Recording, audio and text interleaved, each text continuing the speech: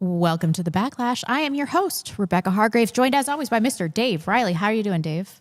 I'm doing well. How are you? We're going to cut the bands today. I'm hopped up on above time coffee right now. So the ads flow through you. You can find us on X at Real Backlash, our website, thebacklash.net. Support us on subscribestar.com/thebacklash, patreon.com/thebacklash. Send your super chats that will be read live right here on my YouTube channel, on our YouTube channel at Real Backlash, or to our website, thebacklash.net/superchat. Please don't sub forget to us. Rumble Rants. Also, we take Rumble Rants. And we have a tip jar now. You can send us crypto. There's so many ways to send us money. Please.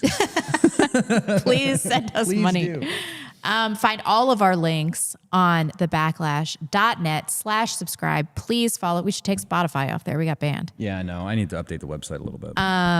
We'd like to give a big thanks to our sponsors, ODGG Supply. What do I even say about them that's brief? They Blanky mode. If you want to go blanky mode, or if you want to go like hiking in the woods like a Lord of the Ring character, they sell cloaks too. So you can do all of that. I feel like we shouldn't be like, oh, they sell cloaks. That's going to cause a branding issue for them. Why? Above Time Coffee Roasters, that is small batch, delicious coffee, handcrafted. We have Idaho Tallow, that is skincare without endocrine disruptors, and Antelope Hill, publishers of white positive literature. Without further ado. But one more ado. Atlas Bullion. Oh yeah, we can't forget Atlas. Hello. And we did a big space on Friday. Sorry. That she was not at. I'm sorry. Rebecca, you weren't there. I missed you. I'm sorry. But we did like an hour and a half long space about gold and silver and what to do to prepare for the imminent collapse of the American dollar or whatever is about to happen financially. Gold is up $120 today. It's a world record move. Silver's up $6 today. This should have everybody sweating. Yeah, I mean, absolutely sweating. Just gold is at $4,611. It's closer to $5,000 than $4,000 now. And gold is at $85 an ounce. It's unbelievable, crazy, unprecedented. And then, did you see the video last night? Donald Trump, threatening Jerome Powell to bring charges against Jerome Powell. Like things are not going well in Trump land. We will talk about all of this on our Wednesday show. True. On our Wednesday show. Without further ado, we have a very special, much awaited guest. I'm so excited. Thomas Rousseau. If you aren't familiar with him, the founder and leader of Patriot Front, the group that focuses on American nationalist messages, disciplined public activism, and most importantly, protecting our national identity and heritage. Thank you so much for joining us. It's such an honor to speak with you. Absolutely. Thanks for having me. I have watched the show a number of times and always enjoyed it, and I'm looking forward to a really good discussion with y'all. Oh, wonderful. I don't even know where to start. I'm fangirling a little bit over here. Well, you can. I have known about Patriot Front since the beginning, from a long time ago. A long time ago. And have been seeing your guys' work. And I must admit up front that I've been very critical of Patriot Front in the past. Oh, I recall. But this is something that has changed over time. And one of these instances that brought, at least for me, that brought about change was what happened here in Kootenai County, Idaho. Let's see, we've got some of the clips, if my thing is working. This was from 2022. 31 members of your organization, Patriot Front, were illegally arrested, detained, searched, had their phones seized, hacked, and then leaked to hostile media. And I was at that. I led my own counter protest of this gay pride thing. It was a rosary rally that wound up getting reported to the FBI. And so there was very few people up here that kind of knew what was going on, knew who the players were. And so me and my buddy of mine, Casey Whalen, were two of the only independent journalists that covered the trial. And I think because of some of our reporting, got some of these guys acquitted because it came out that the local prosecutor had committed serious prosecutorial misconduct, young blood violations, Brady violations, and we didn't know about this. It was, of all people, it was actually former FBI agent Kyle Seraphin that came out and leaked this story. And so that's up on the Idaho Tribune. I don't have that article up right now. I'll try to get it. But if you could talk a little bit about what that experience was like. What was it like being detained illegally. And then branded in the movement as a Fed. Right. At the same time. Well, I've certainly had better days. I will say that Kootenai County Jail is actually the cleanest jail I've ever had the pleasure of being in, which I've only ever visited any of them for my political beliefs as an activist. But yeah, I mean, so we were there to do a protest, and we were there to protest in front of the Pride Parade, but at a distance. And there was what became this huge centerpiece of the trials was a piece of evidence that I actually filmed, with my producer, who's actually sitting right over there, on Thursday. I believe the event was going to happen on Saturday, so we filmed it on Thursday, and I was actually walking around the park on video, explaining to the cell phone camera, oh, here's where the limits of their permit are. We're going to try to stay outside of it. If the police ask us to move further, we'll move further away, yada, yada, yada. Almost as if I knew. I had this premonition that, that police might come up with trumped up charges. So I wanted to create this kind of exculpatory evidence. And then, of course, they arrest us, which we can get into, but then the phone gets seized. And then in my trial, I had a public defender, he was a conflict attorney, because we had ran out of public defenders in Coeur d'Alene, which is one, and we needed 30 something. So anyways, he asked for the phone, and then the prosecutor said, well, we don't have the phone, and we didn't have the phone, so you have to have the phone. And then we said, who has the phone? And he says, well, the FBI has the phone. And then, okay, show us the receipt, essentially the chain of custody document, because whenever you hand over evidence, there needs to be some kind of paper trail, and they couldn't show that. And then we said, okay, where was the phone before you gave it to the FBI? They said, okay, it was in our conference room, detective's office conference room. And then my attorney asked, can I look at your conference room? Can I go to see if it's there? And they said, no, you can't. No, you can't see if it's there. Of course, that's terrible. Why would you want to do that? And then that's really weird. That's really weird that you wouldn't let us look where you said it was before you gave it away. And then they offered, okay, you can see the document. You can see the document where we handed it over to the FBI. You can see that document, but your client can't. So you, the attorney, can, but you can't tell your client about it, which is unlawful. And you can't take any photos, and you can't quote it. And essentially, he's just going to walk into a room with an empty table, and he has to walk out of there not being able to say. Again, the amount of incompetence and sheer insanity of it was extremely, and it was all political. It was all because the guy didn't want to admit that they had to drop charges. And there's so much to talk about. We could do a whole episode on it if we wanted to. But at the moment, something that few people know is that a cop came up first and said that they were just going to trespass everybody from the whole city. Mm-hmm. I said, okay, guys, we're going to trespass you. You're banned from the city for 24 hours. And then we're thinking, okay, it's going to be like what happened to us in Philadelphia or in Boston. I know we were leaving the city of Boston on a train on one of the big subways with like 200 other normal pedestrians on Independence Day weekend. And the police stopped the whole train for like an hour because they couldn't actually get it up and running because Boston. But anyways, that's a totally other story. But anyways, we were thinking it was going to be like before, even though Boston happened afterwards, whatever. We were thinking like it was going to be happen before, where we get detained and then they give us a big old warning and then they let us go because they know that there's no weapons, there's nothing they can do. And that is what it seemed like. And of course, if you point 30 rifles at me and my friends and ask me to leave town, then I'm probably going to do it, at least at that time. Right. And then we sat down, and then you have the IDF trained police chief who comes around and says, actually, I've thought of this great charge that we're going to get everybody with. And I think it was some complication of the police needing to feel the machismo of being so prepared, because there was the Panhandle Patriot militia group, yes, which said some vaguely threatening things. So the police were totally on edge and, loaded for bear.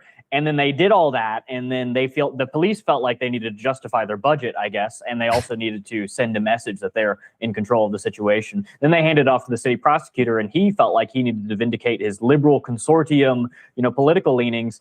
And the judges were caught somewhere in between the two, but they did not have, except for two cases, mine and one other, the judges did not have the sheer fortitude to just dismiss the cases outright. But the rest is history. Yeah, I mean, it's absolutely crazy. We've got some other reporting here that shows that it cost somewhere between $1.4 and $3.9 million for this investigation. And that, of course, was carried by the people here in Kootenai County.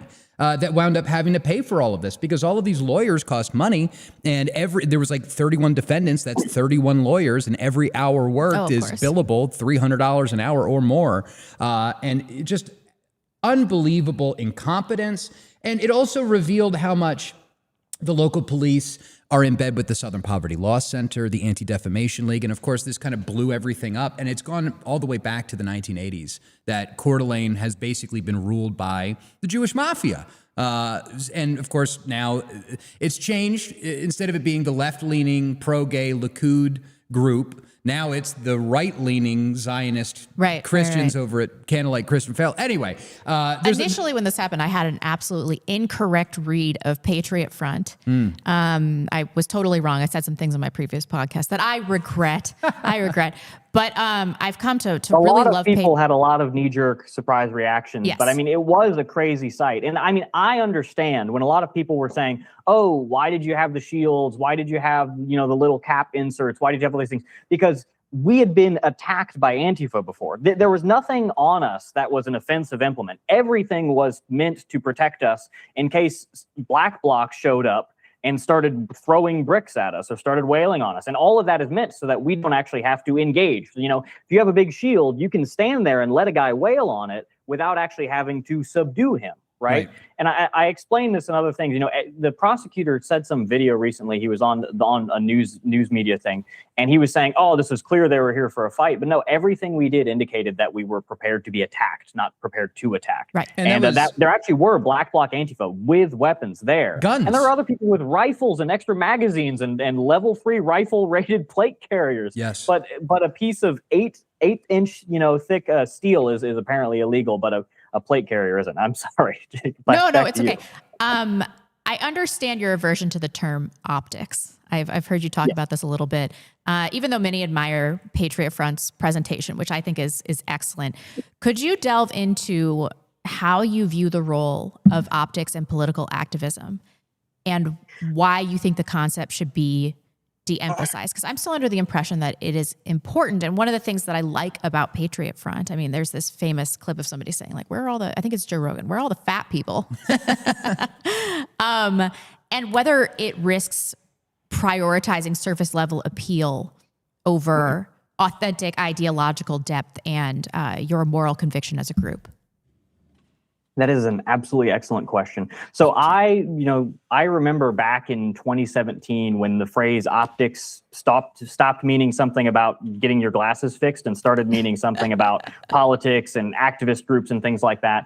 And I had already Patriot Front already existed at the time. And I felt like the conversation, even back then, quickly got out of hand, and it started being more about what you seem rather than what you are.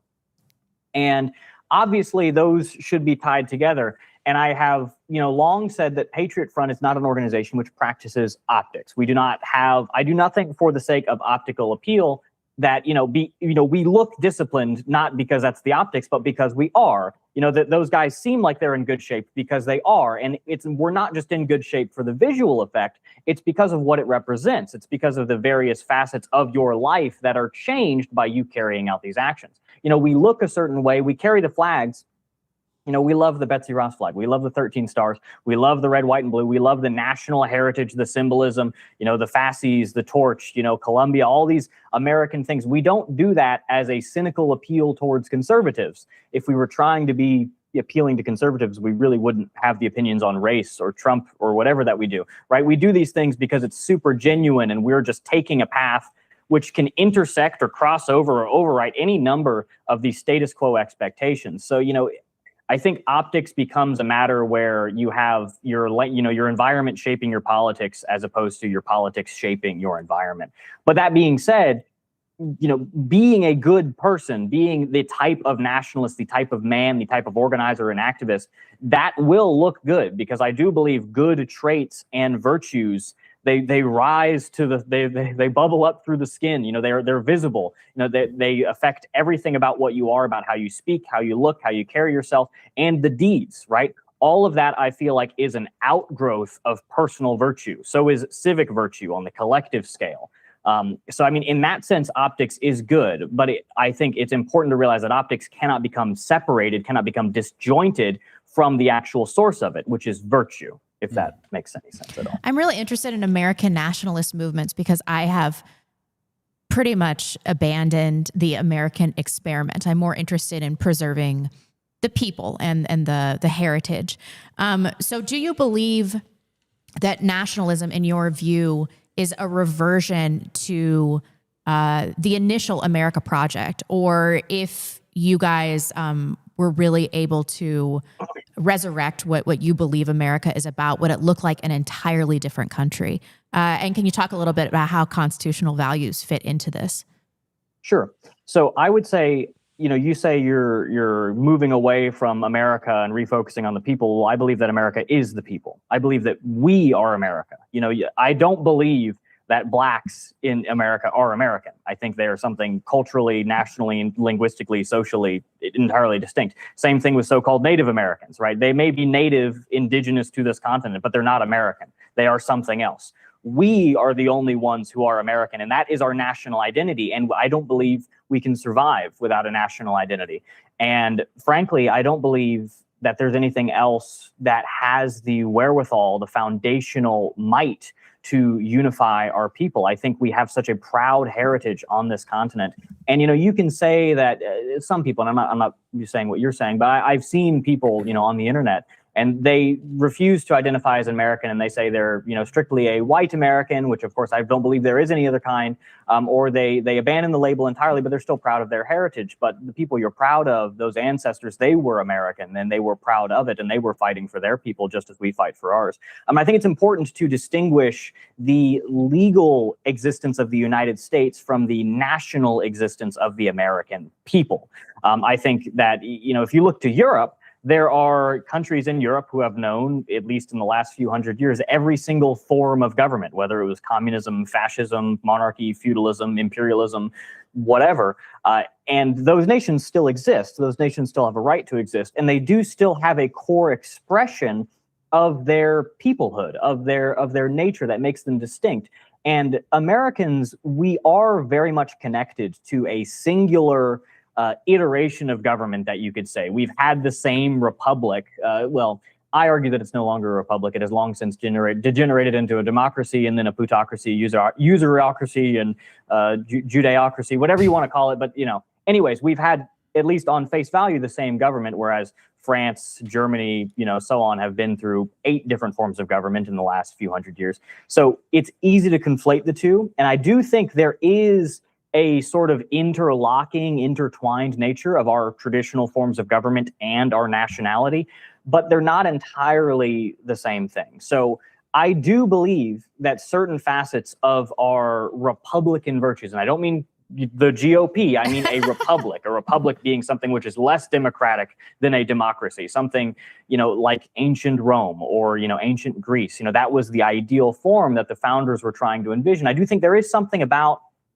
the commonality of a republic, the idea of an agrarian man rising through the ranks of society and being a leader, a chief among his people. I do think there is something of that nature, of the expansiveness of our continent, of the stock selected of Europe to come over to this new land, this new world, and how many of them perished, and how many of our cultural, footnotes, how many of our cultural, milestones are from the engine of the frontier, from the cultural dynamo that was the constant expansion, the constant chafing against our borders of the country.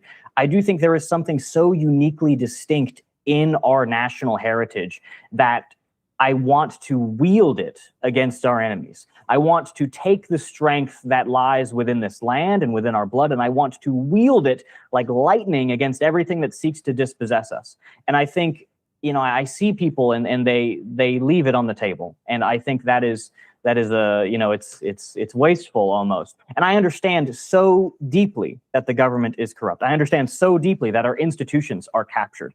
But I do believe that there is something to our peoplehood, which is tied into our culture and our heritage, which is fundamentally unerasable so long as we exist on this land. One of the things that I love about Patriot Front is that it defines what we are for, not what we are against. And I make an exception here in terms of alliances that are anti-Zionist, because I think it is such a huge problem. Do you think that that is folly? Do you think that because we are having some growing pains in the movement, accepting people that are anti-Zionist but do not align on the America First issue? So do you think that this is to our detriment that we are adopting members of the dissident right, let's call it, that are merely anti-Zionist, but largely opposed to us and other very important social and cultural issues? Right. Okay. So I believe as a first stance that your cultural and your ideological center should always be within your nation, if you are indeed a nationalist. Everything that we believe is focused from our nation outwards. So I believe, there's ultimately two sides of politics. There's ultimately that which is for and that which is against the nation. To that being said, I have no issues conducting what amounts to diplomacy or positive relations with anybody who is not hostile to me. I'm willing to, we were speaking a little bit about the Patrick Bet-David interview. He is a capitalist, multicultural Iranian millionaire, which I have absolutely nothing in common on any level whatsoever. However, I had positive results from speaking to him and conducting what ultimately culminated to interrace diplomacy, right? And I think that's useful, and I think there should be a flow of ideas, and I do think we should be able to converse with people. I think ultimately there's so many different political beliefs and nations and other things shoved within this country that if we lose the ability to talk to one another and actually try to compete, if we don't have competition, we have conflict. So I do think we should try to keep things in a positive manner as much as we can and use debate wherever we can, because, that's, without such, I'd be out of a job. But no, I know it's important that we're able to share ideas with anybody and actually compete in that respect. However, if you're talking about a binding alliance, right? We can think back to George Washington's farewell address, very immortal words, when he said that we should avoid binding alliances with any part of the foreign world, right? We should avoid hitching ourselves at the waist to any of these other people, because ultimately, at the end of the day, I do think that there is a commonality of the anti-Zionist or anti-Jewish interest or whatever is aligning in that moment.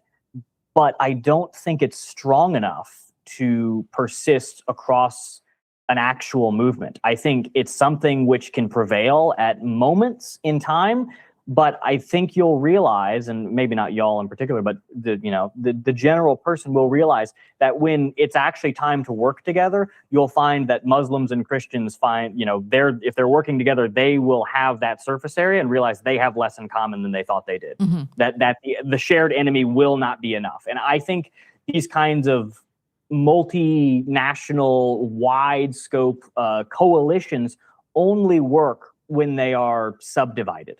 They only work when there is space between them. And again, I'm not somebody who goes out there and feels the need to disavow and the need to counter-signal everybody who has a slightly different interpretation or a slightly different depiction of events as I do. I think it's important to, like you said, showcase what you're for, right? And just, I'm going to be the best that I can, and I'm going to present the best that I can, and I'm going to create something as great as I can. And I'm going to let that speak for itself in a lot of instances. And if you want to compare PF to another group that does things differently, I'm not going to go on and trash that other group and say, oh, well, we're better here and they're so bad and they did this and they did that. I'm just going to do my best to be the best and then look at both and you make up your mind. Of course, I'm biased, right? But it would be weird if I wasn't. So I hope that explains things. I think, coalition needs subdivision, and generally speaking, you need to keep your cultural foothold always within the scope of your own nation, and then look out if you are going to look out at all.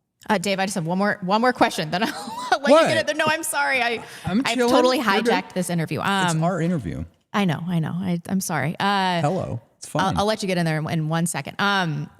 Another question I have along these lines is we're also seeing this fracturing on the Venezuela issue, because I think on the ICE issue. Yes. On the dissident right, there are a lot of people that are America First that are feeling like we are morally obligated to continue to engage in imperialism and paternalism with other nations. And I think that we had more of a moral duty to do that when we were a moral country. And so now when I see what's going on in Venezuela, when I see what's going on in Israel, I'm disgusted by the actions of our country because it doesn't embody the virtues of the heritage Americans.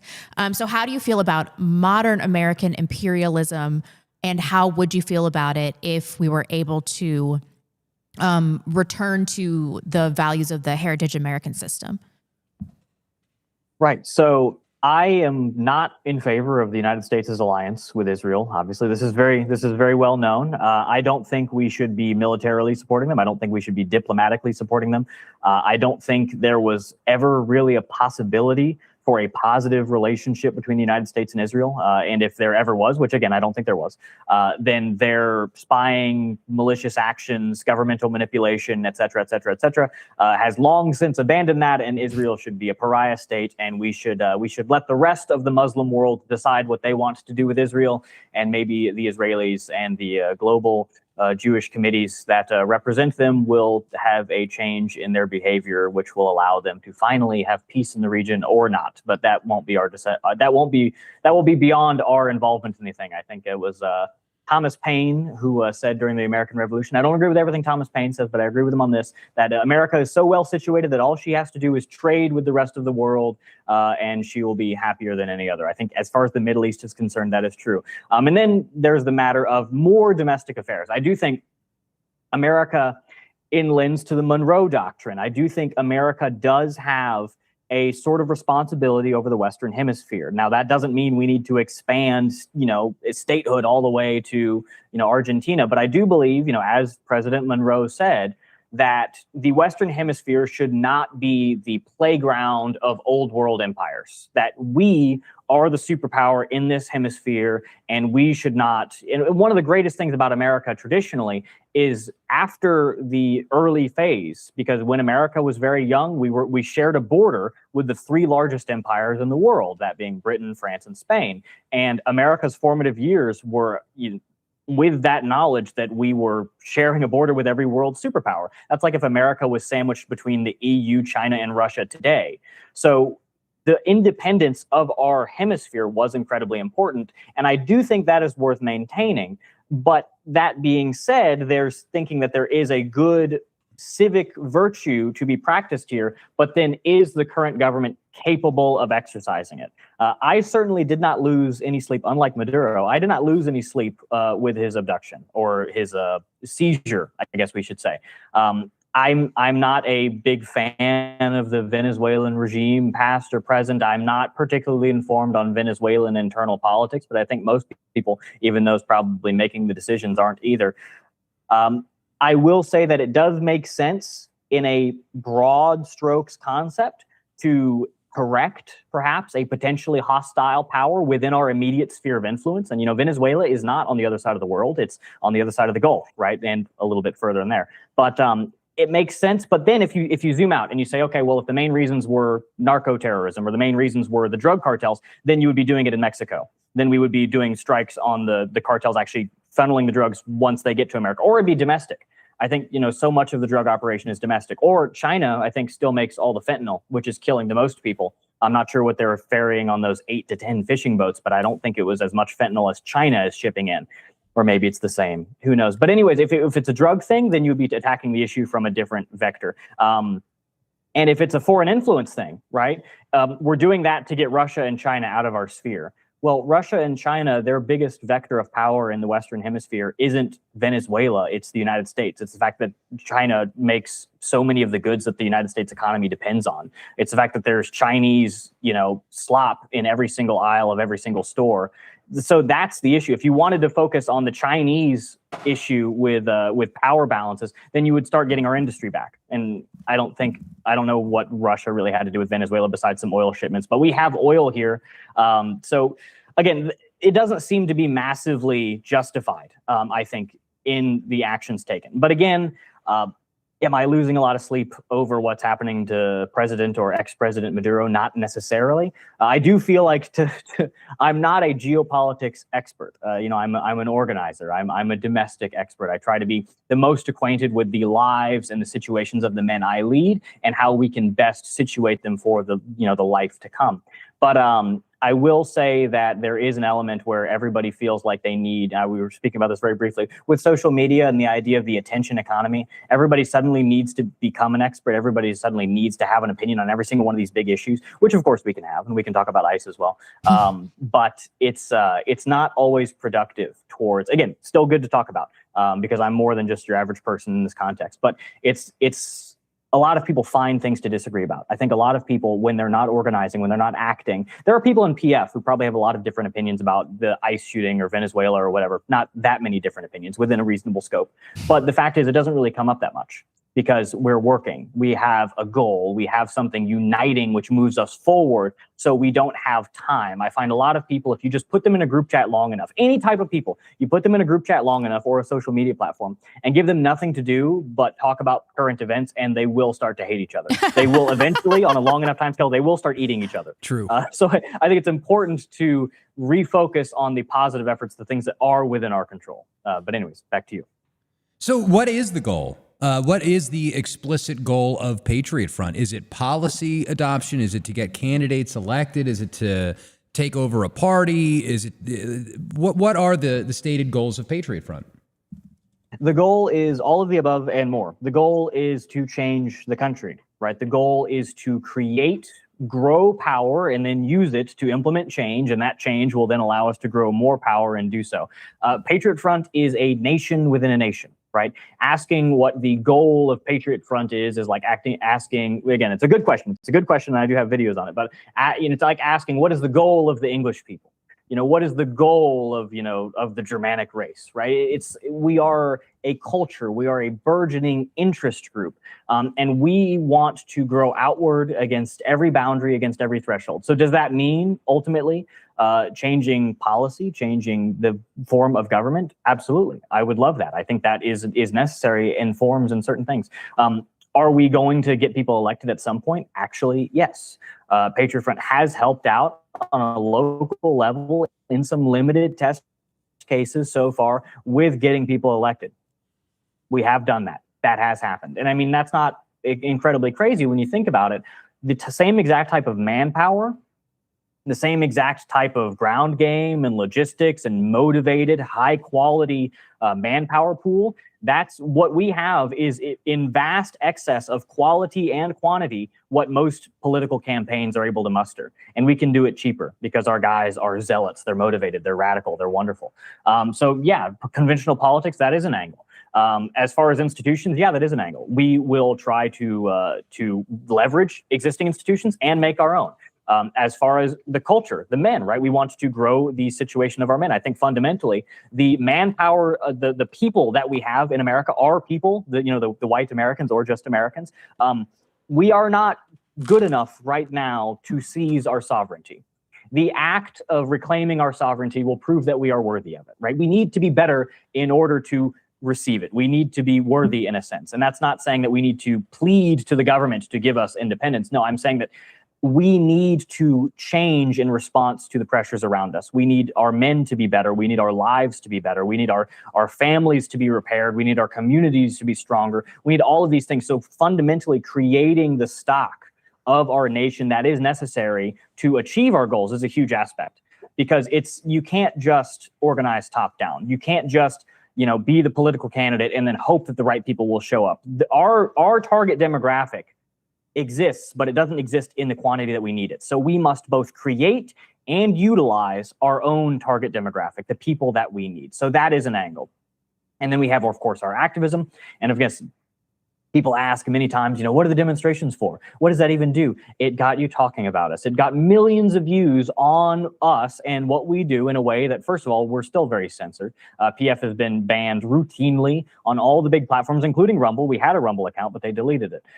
So we are still behind the censorship wall, unlike a lot of other people. And I'm glad that a lot of other people aren't censored anymore. I'm glad that nationalist content is going further, but like it or not, we're not included in that basket yet. So we need to create public spectacles and newsworthy events in order to punch through, and then people see what we're doing. They join the organization, because a lot of people with very intellectual opinions on Twitter and stuff like that will say, oh, well, that's so silly. I would never need to do that. I'm so much better than this. But a lot of regular, like salt of the earth, quality guys who have investments in their communities, or they have families, or they're young men who want to get involved in something, they see what we do as it is inspiring. It is purpose driven.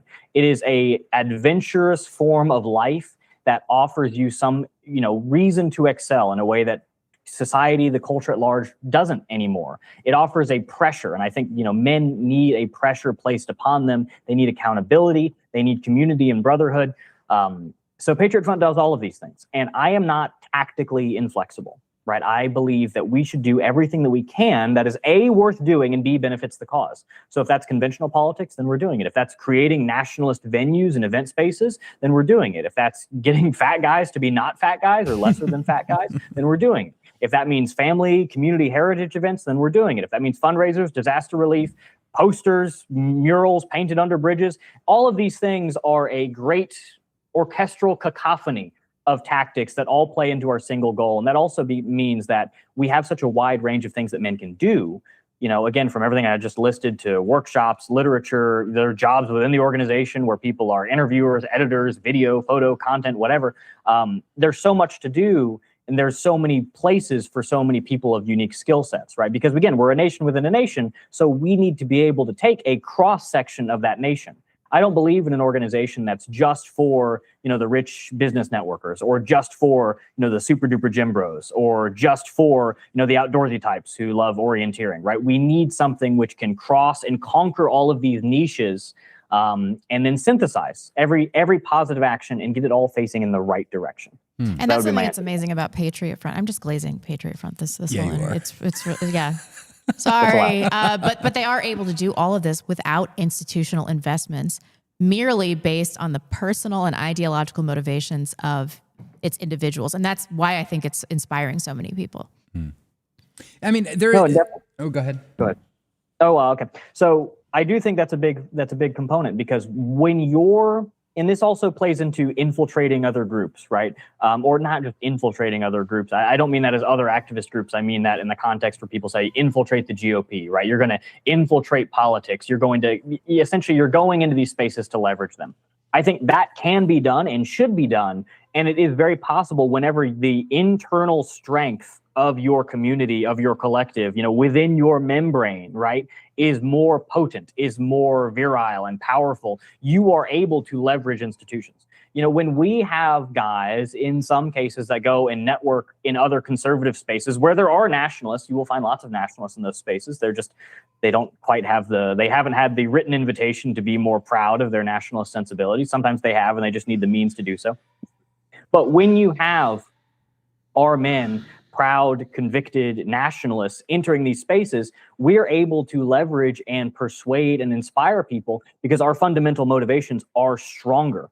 That the men of Patriot Front are not in it because it's easy. They're not in it because they're contractually obligated. They have no salary to worry about. They are the American volunteer, right? The man who leaves behind, leaves his coat hanging on his plow, leaves the field and goes to do what his nation demands of him. That is something very much tied into our heritage that we also exercise on a daily basis. And that allows us to conquer these spaces without needing a lot of the material or institutional burden that a lot of these other institutions do. And I think that makes us more effective, that it's a through line of simplicity where we're able to wield the passion and the ideological zealotry of these men against the rest of the political landscape. And it's worked out pretty well so far. But anyways, back to you. Man, I don't know how to segue the questions or whatever. So I'll just start with this one. Do you consider yourself a revolutionary? Yes. So there are various definitions of a revolutionary, but I do believe that a revolution is a principle and not a tactic. A revolution doesn't just mean, some people equate, in order to be revolutionary, you have to believe in throwing Molotov cocktails at police stations, which I don't. I think a revolution is a principle of vast and comprehensive change. Now, I do believe that if my revolution was complete, where I could look out across, the new American nation state and be satisfied and pat myself on the back and say, we did it, that we would still have some things which are similar, such as I do think that the three branches of government in essence is a good thing. I do believe, and we mentioned the Constitution previously, I do believe that Americans should have a lot of the rights that they do, such as the right to face your accuser in court, or the right to free speech, the right to free assembly, the Second Amendment. I do think we should have these rights. I don't believe of myself as a revolutionary in the context of, by the definition, that you need to change absolutely everything. I think I am a revolutionary in the sense that we need vast change. I'm not going to integrate myself within the system. whenever I am interacting or I am sending men to interact with conventional institutions or systems of power, we're doing it, we're in these spaces, but we're not of them, right? We are a component that is an outside force that is making the rest of the landscape compromise towards us. And I think as we grow and as the nationalist movement and nationalist organizations and institutions grow in power, we always need to remember that it's more about, and you need to ask yourself whenever you're engaging in a new field, are they compromising in my direction or am I compromising in their direction? And you've seen a lot of cases where people gain popularity and they're more welcomed into conservative spaces, and they start making that equation in the wrong direction. And they keep doing it until they're totally absorbed and pacified, until they're no longer an effective agent for change. And I think it's very important that as a revolutionary, as a nationalist, and I do believe in order to be a nationalist, you need to be at least mostly revolutionary in the current, situation of the United States. You need to make sure that you are not trading virtue for influence, that you're not trading your convictions for wealth or compromise, and that is the harder path. It is more difficult, but it also happens to be right. And sometimes the most virtuous things also happen to be aligned with the most difficult things. And I think the nature's God, whatever you want to say, has placed it so on purpose. I hope that answers the question. Yeah, well, I mean, it does. There's also the space historically and within context is definitions are interesting, right? Because to call yourself a revolutionary, I would call myself a counter-revolutionary. Right? Where I actually would be for the total uprooting of the entire American system, because the American Revolution itself was Freemasonic in principle. It was against the old world order. It is the new world order, and I'm against that. We could go over that, but sure. Yeah, I mean, what do you think about that? And then there are also some requirements to be a member of Patriot Front. I'm assuming you have to be 18 years of age, you have to be white, you can't be married to a non-white, you can't be Jewish. What about all those? Very good. What about? I studied a little bit. What about Freemasonry? Would you bar somebody? You would bar Freemasonry from your ranks if somebody was an avowed Freemason. Would they be allowed to enter Patriot Front? I understand that the Freemasons are not currently running the government or the world. I think the Freemasonic institution is very much diminished from whatever it was previously. Yes. But somebody can't be a Freemason for just the same as somebody can't be a member of a lot of other things like that, because essentially it is a separate club, institution, membership thing, which commands your loyalty in a sense that, and it also is secretive. So I do not want members of the organization which I feel like have a loyalty which may be contrary and outside of the organization, and also they're not allowed to tell me about it. Now, obviously, members in the organization, I'm not saying I need your absolute loyalty with everything.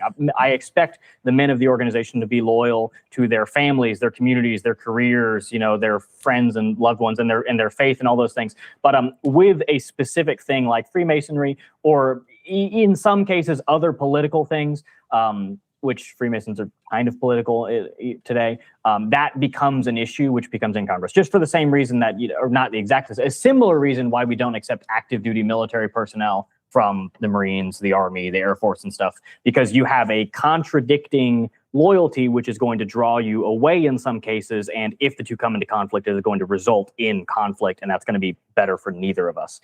I will say that the American Revolution, just if we want to get into it a little bit, it was in contradiction to the old world order.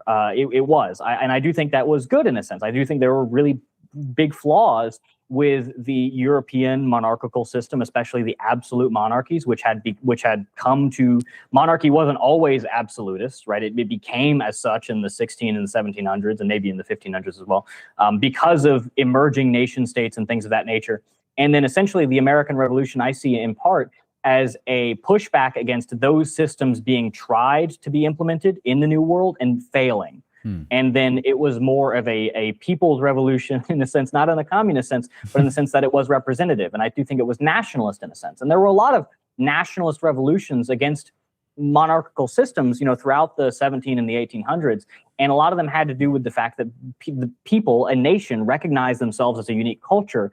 And then when you are recognized as a nationality, a culture, a being, a people, that you feel like you must be represented by the very same.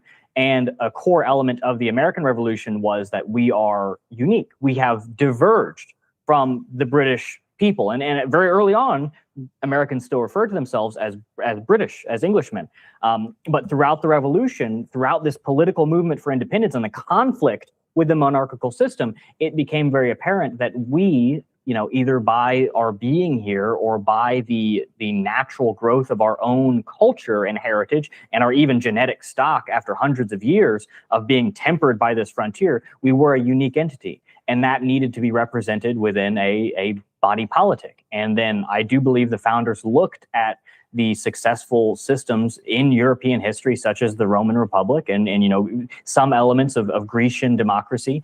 And they were also able, if you read the Federalist Papers, Alexander Hamilton, which I'm sure you all have some opinions about, looked at the Holy Roman Empire and the various, complicated, ineffective, very slow to respond systems of government, or the French monarchy, which I think we can probably agree was not incredibly successful in meeting the needs of its people at various components, and that plunged the country into disastrous wars. And then, Napoleon took over in the power vacuum, and that's not something you want to be able to happen in their country. Or you could look further back into English history and see that the monarchical system with absolute power vested in that creates issues with succession. And of course, you have issues with succession and evolution with every form of government because nobody lives forever. But I do believe there was a very genuine and a very successful attempt. It was successful to solve a lot of the issues of European systems of government at the time, and also find something which is more complementary to the American landscape, because there was a greater commonality of interests and people in the American context, because you did not have thousands of years for landed gentry to arrive. You did not have these 1,000-year-old institutions. So I do think there was a greater social mobility involved in that. And I do think, that would be a whole episode that we could go back and forth on that. But I do think there is something very positive about the American Revolution that is worth carrying forward. Sure. And there is a distinction, and it's not without a difference with the American Revolution, in that when you look at the French Revolution, when you look at the Bolshevik Revolution, when you look at even like Hugo Chavez's Bolivarian Revolution or the actions of Simón Bolívar himself, these were revolutions against the natural order of things. They were revolutions against hierarchy itself. They were revolutions against God in a very satanic way. And that was not the same as the American Revolution. The American Revolution, to the extent that it was a Freemasonic revolution, true to a certain degree, but it wasn't like a godless revolution where they like in the French, I think they changed the days of the week from 7 to 10. They changed the amount of hours in a day. They abolished Christianity, etc. And so I think that there are some good things that came about from the American Revolution. It's much more of a mixed bag, right? I guess you could say. I would say that a chief element of the American Revolution was not simply, and it was in some context a counter-revolution. Yes. Because a big aspect of the revolutionaries or the Continentals or whatever is that these rights that we are fighting for, we already were given as Englishmen.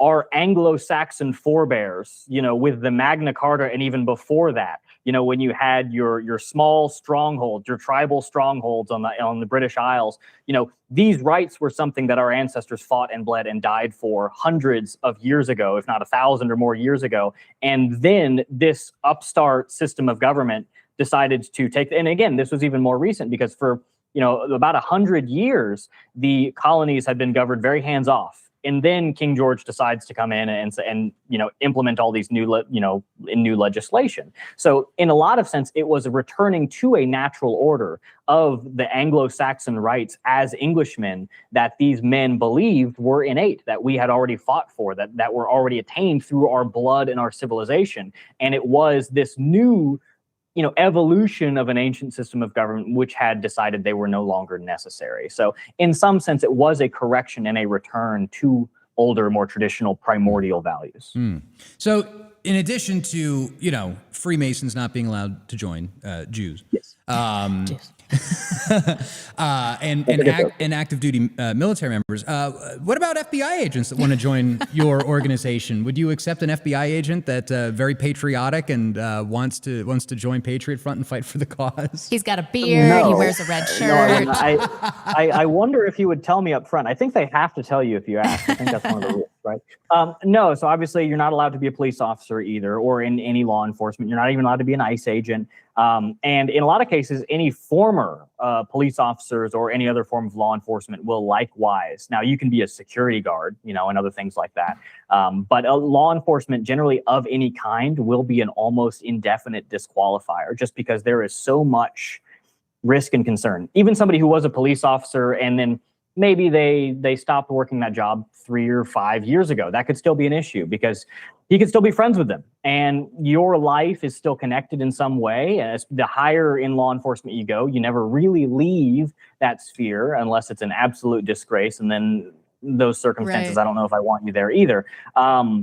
And that institution, that occupation still holds a lot of sway over you, especially with anybody who's involved in those things. For the same reason, like in the military, that the government literally owns your hide. So, if they found out you were a member, then they could say, hey, I'm going to need you to give me this information or do this thing or entrap this person. And if you don't, then we're going to charge you with something. And in the military, they actually can. They can charge you with a few various things, with lying on a form or whatever. I think there's some rule about you're not allowed to be a member of the military and be a member of an organization which espouses the violent overthrow of the United States government, which we don't do, for the record, but they would say that. So it creates a legal thing. And even if this person was a totally genuine patriotic person who actually believed in it, which is possible, right? Which is possible. Much more possible in the case of your average police officer in a small town who genuinely thinks that this is the right way. I wouldn't want to harm that person. And I do think putting them in a position of membership would put them in a greater danger than just, obviously, every member of the organization assumes some level of risk, but I want to avoid, precipitous and unnecessary risk. Of course. So then that would be to both sides. And speaking of risk, what do you do as the leader of this organization? How do you take care of the people that are members? What measures are taken to protect them, to protect their identity? Because for those of us that have been involved in this thing, I've seen a lot of good people's lives ruined because of activism, because of doxing and all of this kind of stuff. So what do you do to protect your members from these threats? So there's a lot. There's a lot that we do because we've been around for a long time, and every single attack that could be employed against us has, and we've learned the hard way in a lot of these instances. And a lot of people's lives have been changed, but I will say, as a blanket statement, that every single man within the organization that I have ever seen who has lost a job or he's been doxxed or he's had his house targeted, every man who has stuck with us and worked with us and been present in getting out of that, his life has turned out for the better long term, because we have a community and we are ruthlessly willing to stick our necks out for each other and to make sacrifices for one another. And the larger our organization grows, the more effective our job and housing networks are. And the more we're able to protect people. And that's just on the once something has already happened, right? There's a whole preventative side to this, which is, of course, that the organization uses aliases. We have certain ways of planning our events so that people's information is not risky. A big reason that we use box trucks, famously we're riding around in box trucks because we're not going to use our personal vehicles. Our events are planned, our large events. We have people who are skilled in these roles that they're conducting within these actions. They have been doing it for years in many cases. They know what they're doing. They're very effective. They're able to tackle problems that show up on the fly. And a lot of these things are structured so that people's information is protected. It's a big reason why we wear masks as well. A lot of people, they recoil and they clutch their proverbial pearls at us wearing masks. But there they are, an anonymous person on Twitter or a person saying not too controversial things, so they don't really understand, but that's fine. Yeah. So we do a lot, both internally, externally, logistically, materially, and and if I had a full comprehensive list of everything we do to prevent these things, well, I wouldn't tell you because it would make it less effective. But we are successful in doing this, and sometimes, incredibly against our wishes and every measure, you are going to get hit at some point. Yeah. Somebody is going to, something's going to get through. Something is, some blow is going to land, right? but it's really about what you do after that. It's how you recruit. It's how you correct. I think organizations and men need to be judged largely not just on, the attacks they receive, but on what they do in the aftermath. Absolutely. How they recuperate, how they correct themselves, what they learn, and then if those continue to happen. Because in 2021 or 2, I believe, we had big, expansive hacks and leaks, and that hasn't happened since. Again, we correct our mistakes and we move forward. But there's no way, if anybody ever believed it, there's no way that we're going to be able to reclaim our destiny as a people without a few people getting doxxed, without attacks being made against us. We just need to make sure we're taking. So as a leader, I want to create a culture where men are willing to sacrifice for the cause and are willing to endure hardship for the sake of the cause, right? But at the same time, I need to make sure that I'm only asking for the sacrifices that are necessary, and I'm vindicating every single sacrifice that I can. And on the other end, that hardship that men are willing to endure, that I'm charting a course logistically, materially, organizationally through that hardship, which is as short as possible to achieve the goal that we have. And that is the kind of organizational handshake which keeps the organization together. Would you be opposed to answering some audience questions that came through about Patriot Front in your work? I love it. Let's do it. All right. On my end, I have from Actualized Motion, what percentage of Patriot Front have children? That's all that matters. Am I right? Activism doesn't repopulate an extinct species, does it? I don't mean to speak for Patriot Front, but when you improve men, when men improve themselves, they become more attractive to women. So I would imagine that family formation is the obvious outcome of something like Patriot Front. Yes. So Patriot Front is a very pro-family organization. I don't have an exact statistic. We have a lot of family men. Probably a majority. We have a lot of young men as well who do not have families yet. But the key thing is that, yes, creating families is important, but that's not enough, because there's lots of men out there. There's lots of American men out there with families, and there's lots of Americans. There's tens of millions of Americans out there, but it's not just a quantity issue. It's a quality issue, and it's an organization issue. We could have many more Americans in the current state that we are. There could be another 10 million Americans, again, with the exact same qualities and circumstances that the ones that exist now have, and we wouldn't be in a better position as a people, maybe demographically, but we also need to think about quality. We need to think about coordination. Just like people who say, oh, well, why do you need to be in Patriot Front? Just get rich. Why do you need to do activism? Just get 1 million followers on Twitter, right? You need to understand that it's not just the doing of the thing, but it's the doing of the good thing, like creating a family, like being involved in your institutions, like being a fit, healthy man. And then it's doing that in conjunction with other people, and then synthesizing that positive action, that good deed, with others doing the same good deed or other good deeds. And it's about orienting all of that in the right direction. So again, families are incredibly important. We actually facilitate that, right? In our networks across the country, men who are having a new child in their family will have a fundraiser done by their local network and get them, both the child and the parents, months of supplies in some cases, where and again, for the parents, dealing with the newborn, which can be incredibly stressful, and the newborn itself, various supplies, and they will do big supply drives. So we actually are facilitating that, and we're creating a culture where families have spaces to go to, where they have, positive events, where wives and siblings and things like that can become friends and have positive ties, which exist entirely within a culture which is fine-tuned to be as it should be. So yes, families very important, but not enough by themselves. It's not just a good deed can stand alone, but it shouldn't. What do you have? More on your questions end? for you? No, you're done? Okay.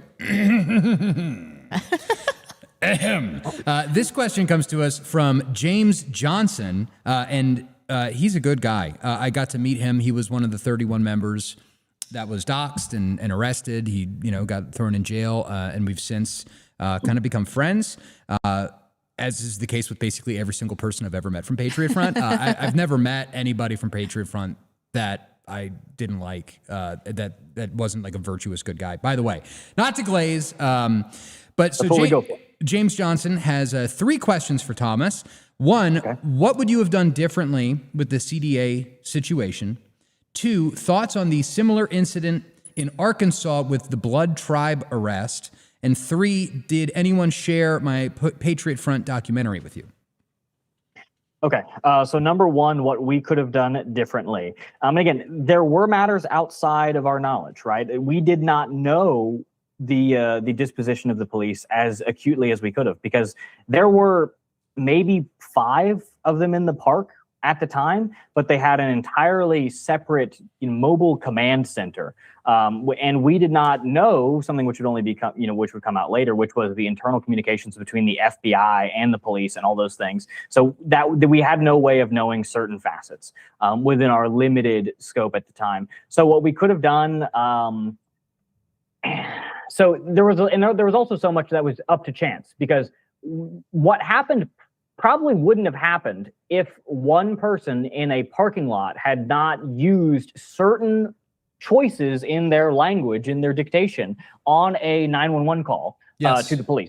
There was that guy walking a wiener dog who actually later appeared in court. I don't have anything against him, of course, although he was an inciting movement. And not to cut you off, but I do want to address this, because I did a podcast over the weekend with a group called the Founding Principle, and they asked about this. There have been several groups of people that have maliciously taken things that I said in a chat group out of context to frame it as though I was the person that called the police on Patriot Front.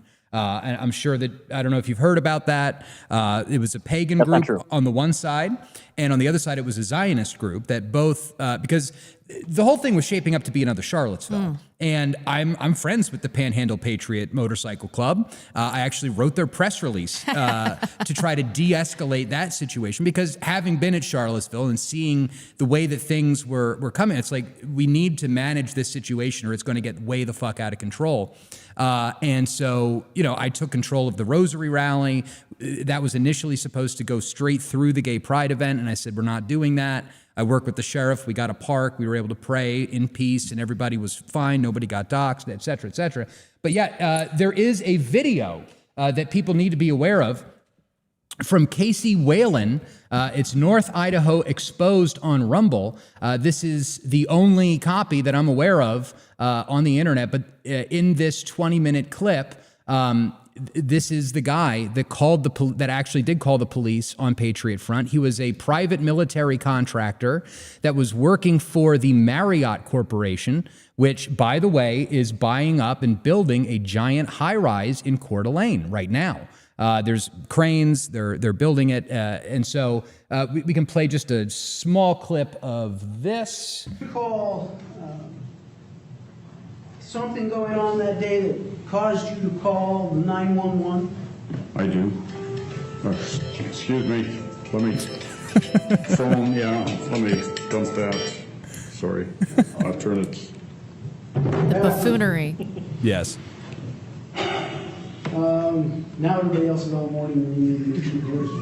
Well, anyway, this is kind of boring. But if you want to go, if you want to go listen, his testimony. The thing is that man made a heat of the moment. I don't think he was malicious. I don't think he really knew how the police would respond. But had he used different language, and something that I have done before and since, is that I will actually seek out the first police officer I will see in a march, and I'll say, hey, Thomas Rousseau, Patriot Front, peaceful political organization. We're doing a protest. We're going to walk around. We're going to stop, maybe say a few words. We'll be out of your hair. If you have any questions, I'm the guy in the hat, and I make sure that I just really hammer that in.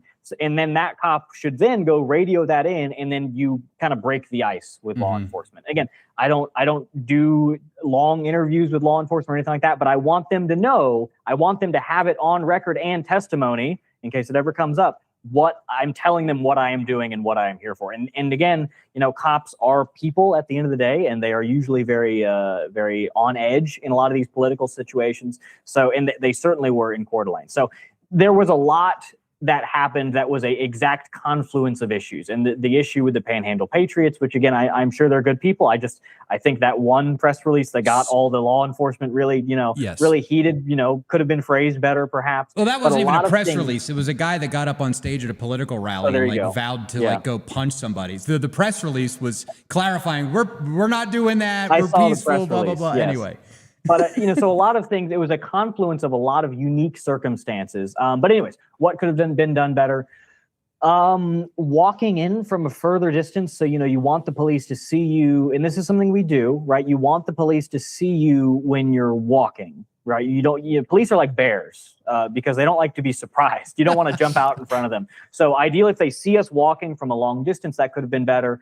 You don't want to forewarn them. You don't want to tell them you're going to be there ahead of time. You want them just to see you coming from a distance. Besides that, you could say that, oh, well, we shouldn't have had shields or anything like that, but they made up their mind before they saw those.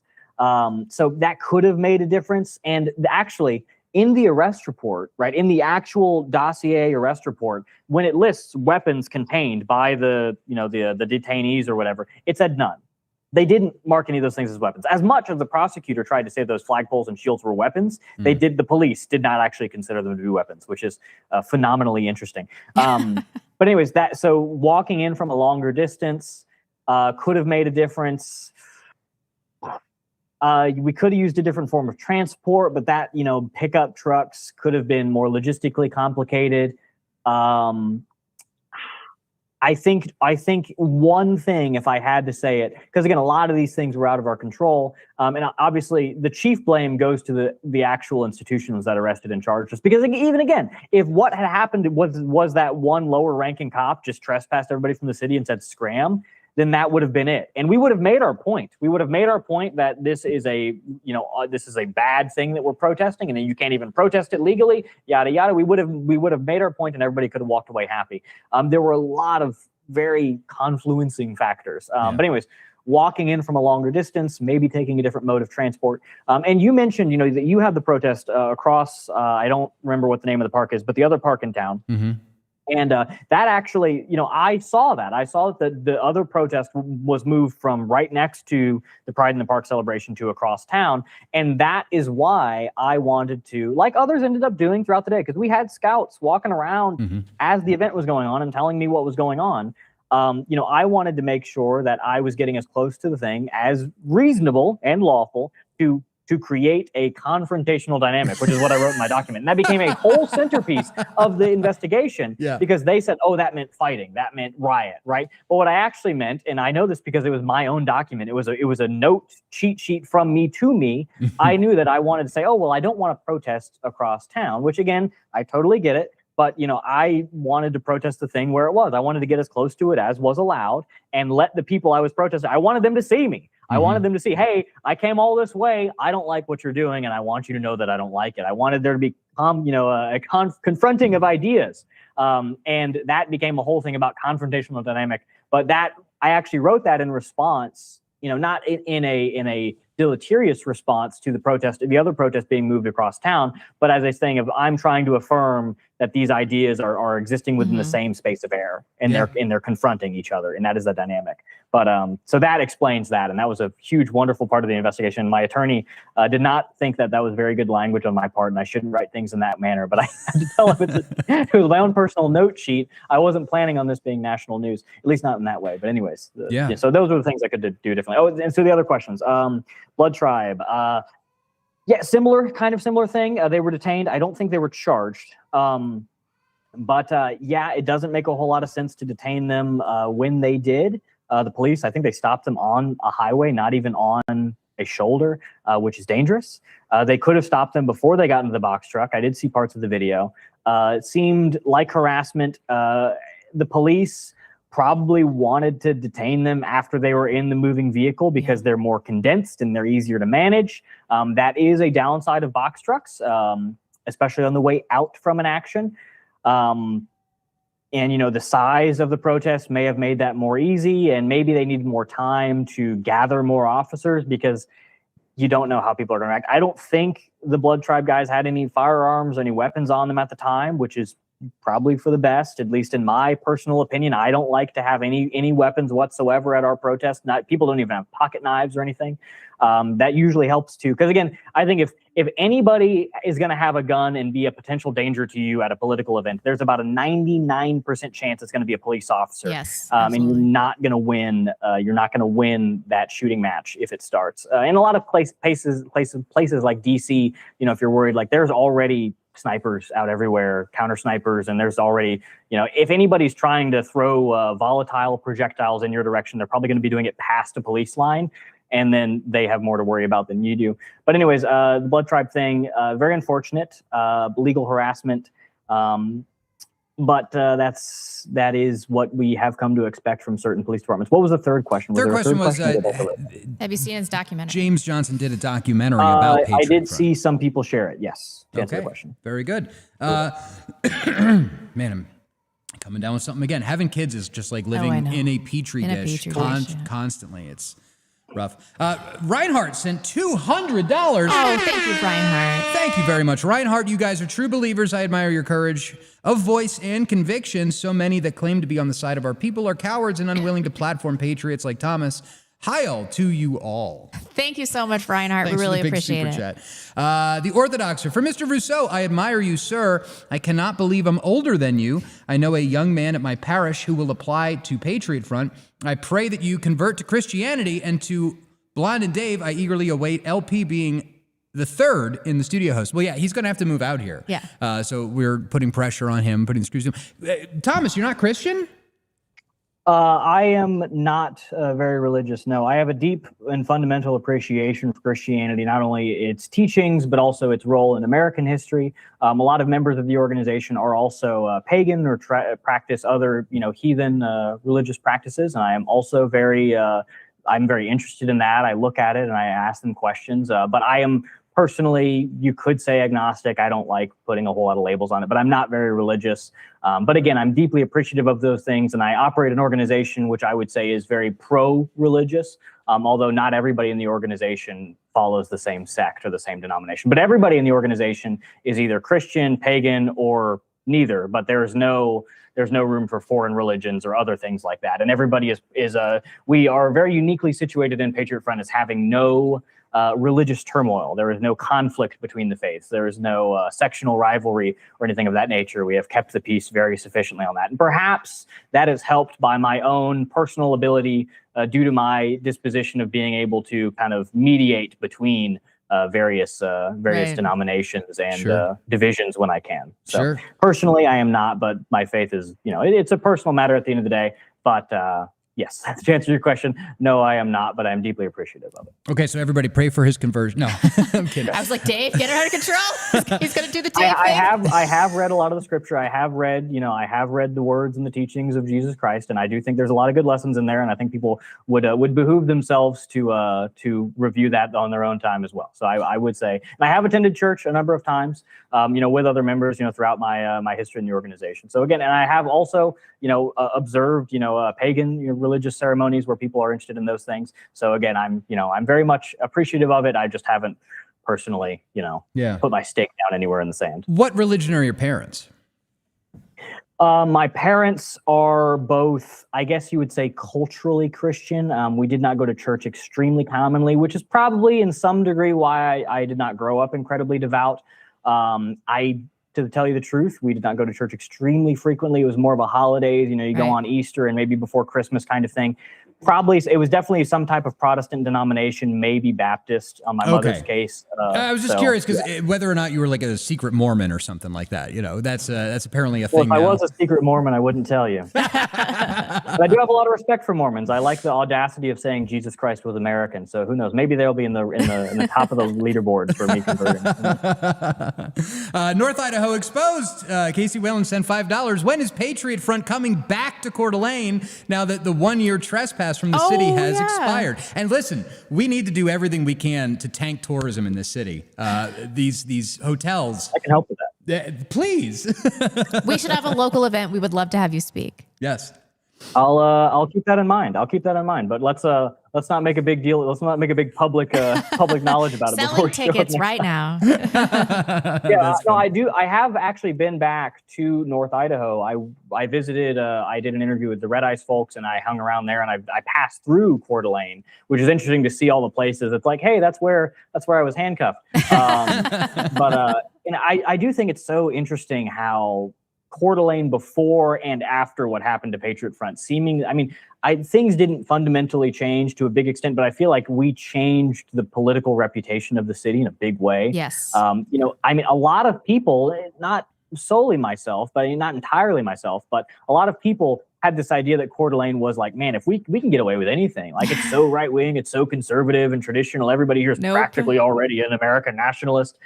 Some people were going into it thinking that, not the guys in the column itself. Everybody was very vigilant of whatever could go. But I do think that we really put that myth to bed, in a sense, and then threw it into the ocean It exposed so much corrupt, and because I remember I moved up here in 2020, and I'm like, I finally made it, and then I spent maybe a month looking around. You're and like, I'm no, it's totally paused I'm taking here. notes, and I'm like, that's not good. That's not good. You got a human rights education institute on Main Street. That's fucking We've got definitely problems not here good. for sure. Yeah. And so I had been trying to raise the alarm bells, and everybody thought I was crazy. And then all of a sudden this happened, and it's like, oh, you know what? Maybe that Dave guy was actually kind of right about a little bit of this. It'll be interesting to see what happens in the future. Musing Trucker sent $50 on Rumble. Thank you. Sir, I've never heard you speak before. Why is it that you think Patriot Front can assemble peaceably while the left can't go 1 minute without engaging in violence and creating chaos? Well, I believe the left's ideology and also the stock of person that they select for they are deranged, much more likely to be violent. And also the left has a greater allotment for being allowed to be violent by the systems of state. They have a broader decentralized activist movement, which relies much more on mob tactics, which make violence or getting away with violence much more effective than an actual membership organization. If any man in Patriot Front goes out and does something, very stupid, then that is likely to. So actually, this is a thing where people say, "Oh, you're in a membership organization. One guy could go out and do something very stupid, and that would be RICO, and the whole organization goes down."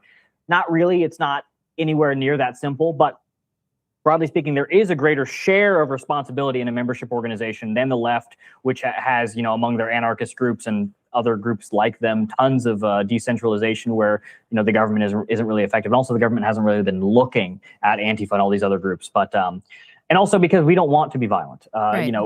Patriot Front theoretically could be and would have the capability to be, but I genuinely do not want that.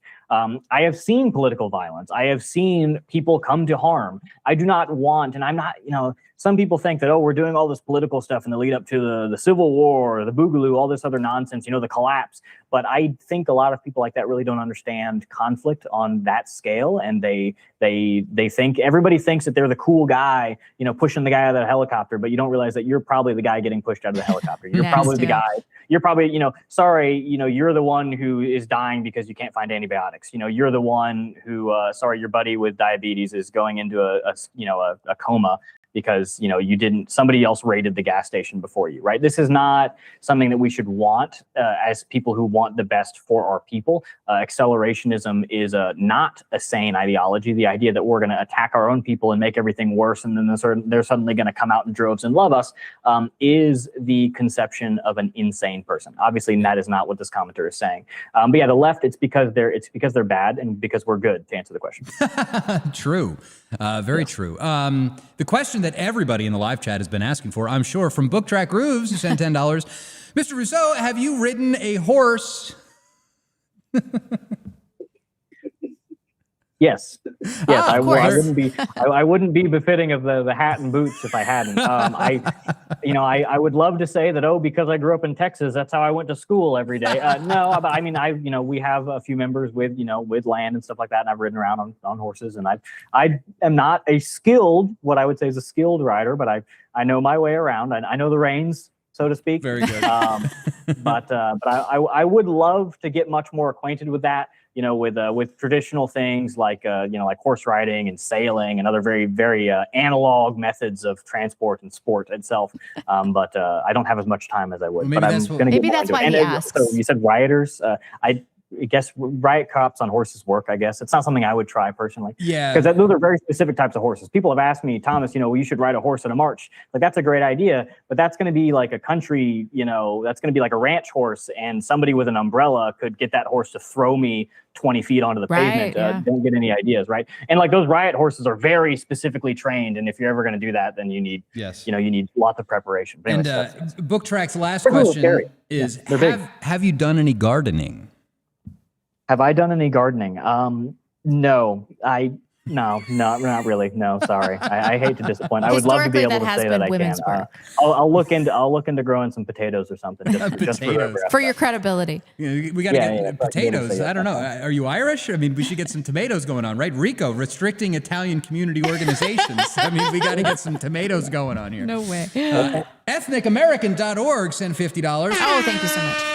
We need to take back our identity as what is an American. Have you ever considered that we are ethnically American based on our founding fathers from We the People to 1790 Naturalization Act, where only white/European can be ethnically American? Yes, we are ethnically American. Now, some Americans may be genetically identical to Europeans from certain locations. I think a lot of Americans are probably still genetically identical to Englishmen. But I think ethnically, in the sense, nationally, our nationality, and I'm speaking of the white people in America, not the white people who got here 2 days ago. I'm speaking of the white people who have assimilated to the American culture, which is harder nowadays because the American culture is frankly harder to find. But we are a unique nationality. And I would say it is not at all untoward to believe that we are an ethnicity as well, and in many, if not all cases. Personally, I have ancestry that extends from, Scotch, Irish, Southerners and Puritan Northerners, and Cajun thrown in there somewhere, which is how I got my last name. So, I am something of, your European mutt.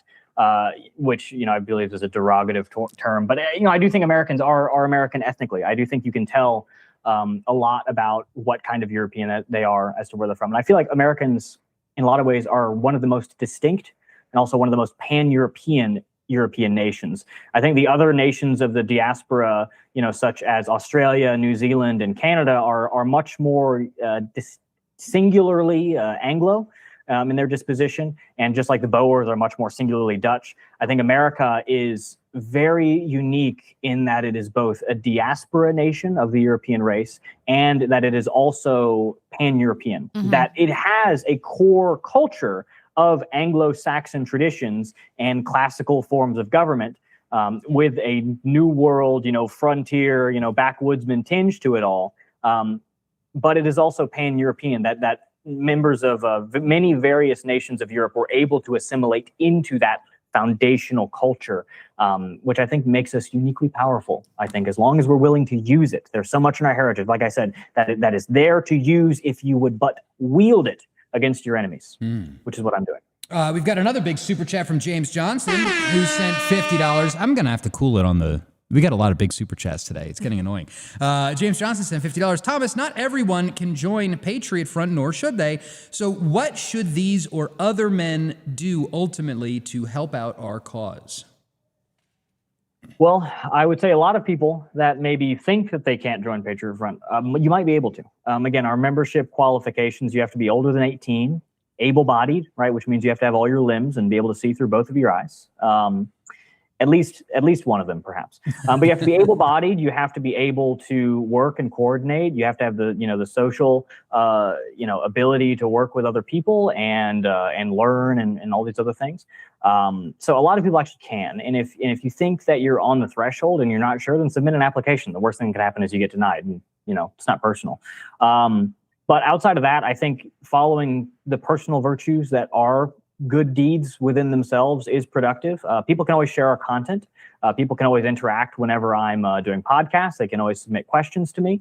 We always want followers for our pages and people to get our content on the new platforms. We're still ruthlessly censored on platforms such as Instagram, X, TikTok, and others. I'm missing one of the big ones. But anyways, we're still censored on all these platforms. So it's important if people can ever share our content on these things. I know a lot of people are very online, so that should help them. And, if you know anybody, right, if you are genuinely unable to be a member, then you probably know some people who are, right, especially if you're a nationalist, if you're networking.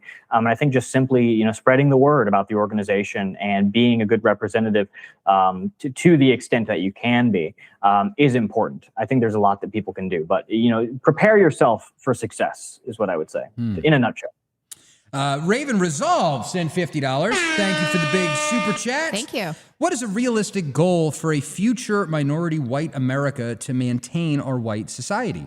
Discuss the competing strategies of remigration versus intentional communities versus balkanization of the United States into independent states. That's a great question. Okay.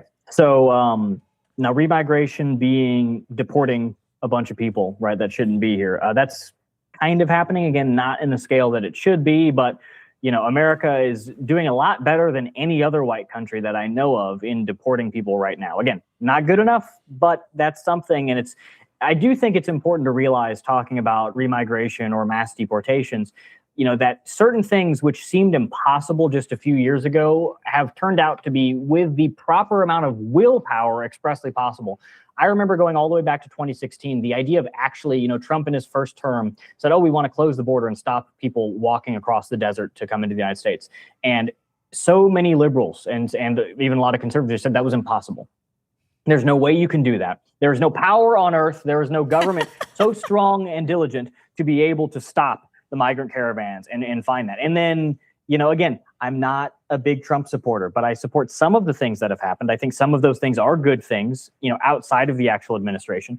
But then on Trump's second term, it turns out that you actually could just close the border the whole time. The whole time. Decades of presidents, decades of border legislation. Turns out you could actually just flip the switch and press the button and it would be closed. And that would be, illegal immigration of that form through that means, through that vector, would be solved. So I do think that there's a lot that can be talked about policy, right? There's a lot that we can say about, here's exactly how I would solve this issue. Here's the legislation that I would pass. Here's the way we could get around loopholes in that legislation.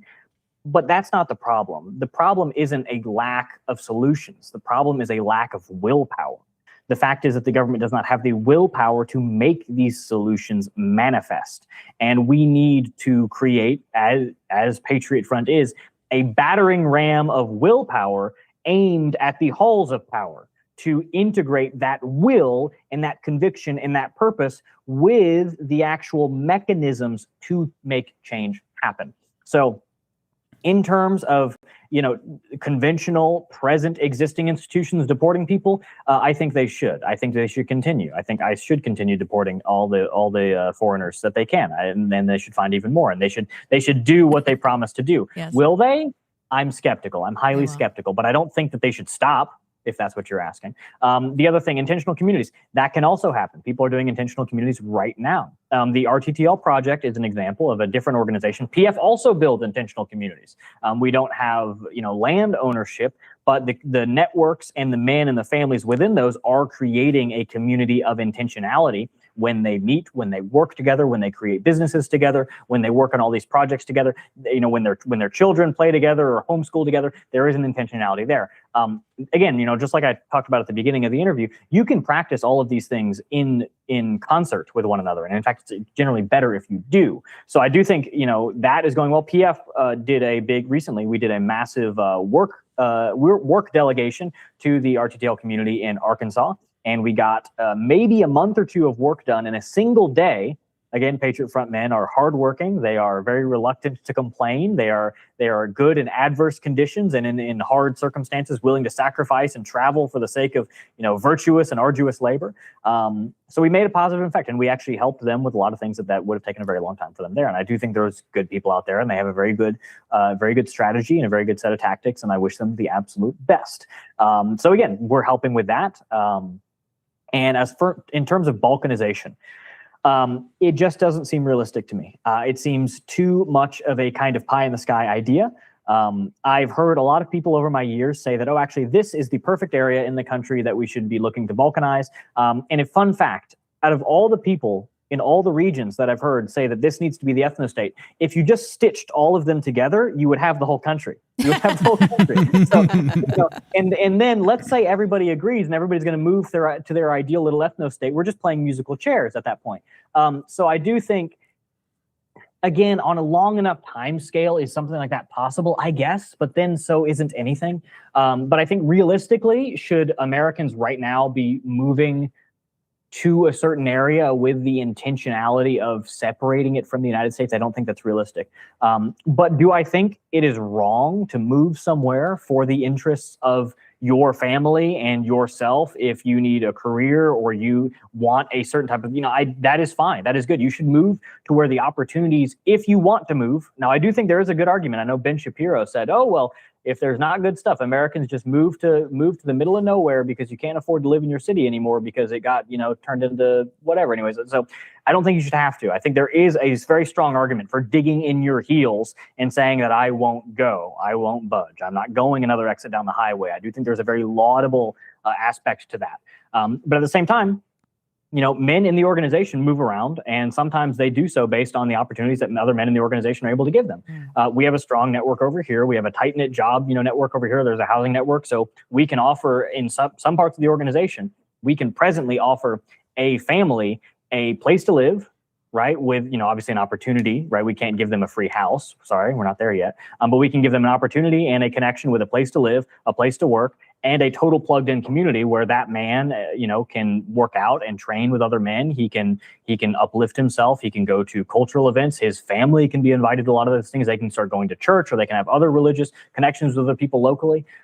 We can offer that. And that is a good reason to move if that pursues your interest. But again, moving or doing political strategy purely for the aspect of secession, I think is unrealistic and perhaps missing the immediate benefit of these tactics, the immediate benefit of these things in your own lifetime for something which could be far off in the unforeseeable future. Yes. So there you go. That's the answer to the question. Yeah. Let's see here.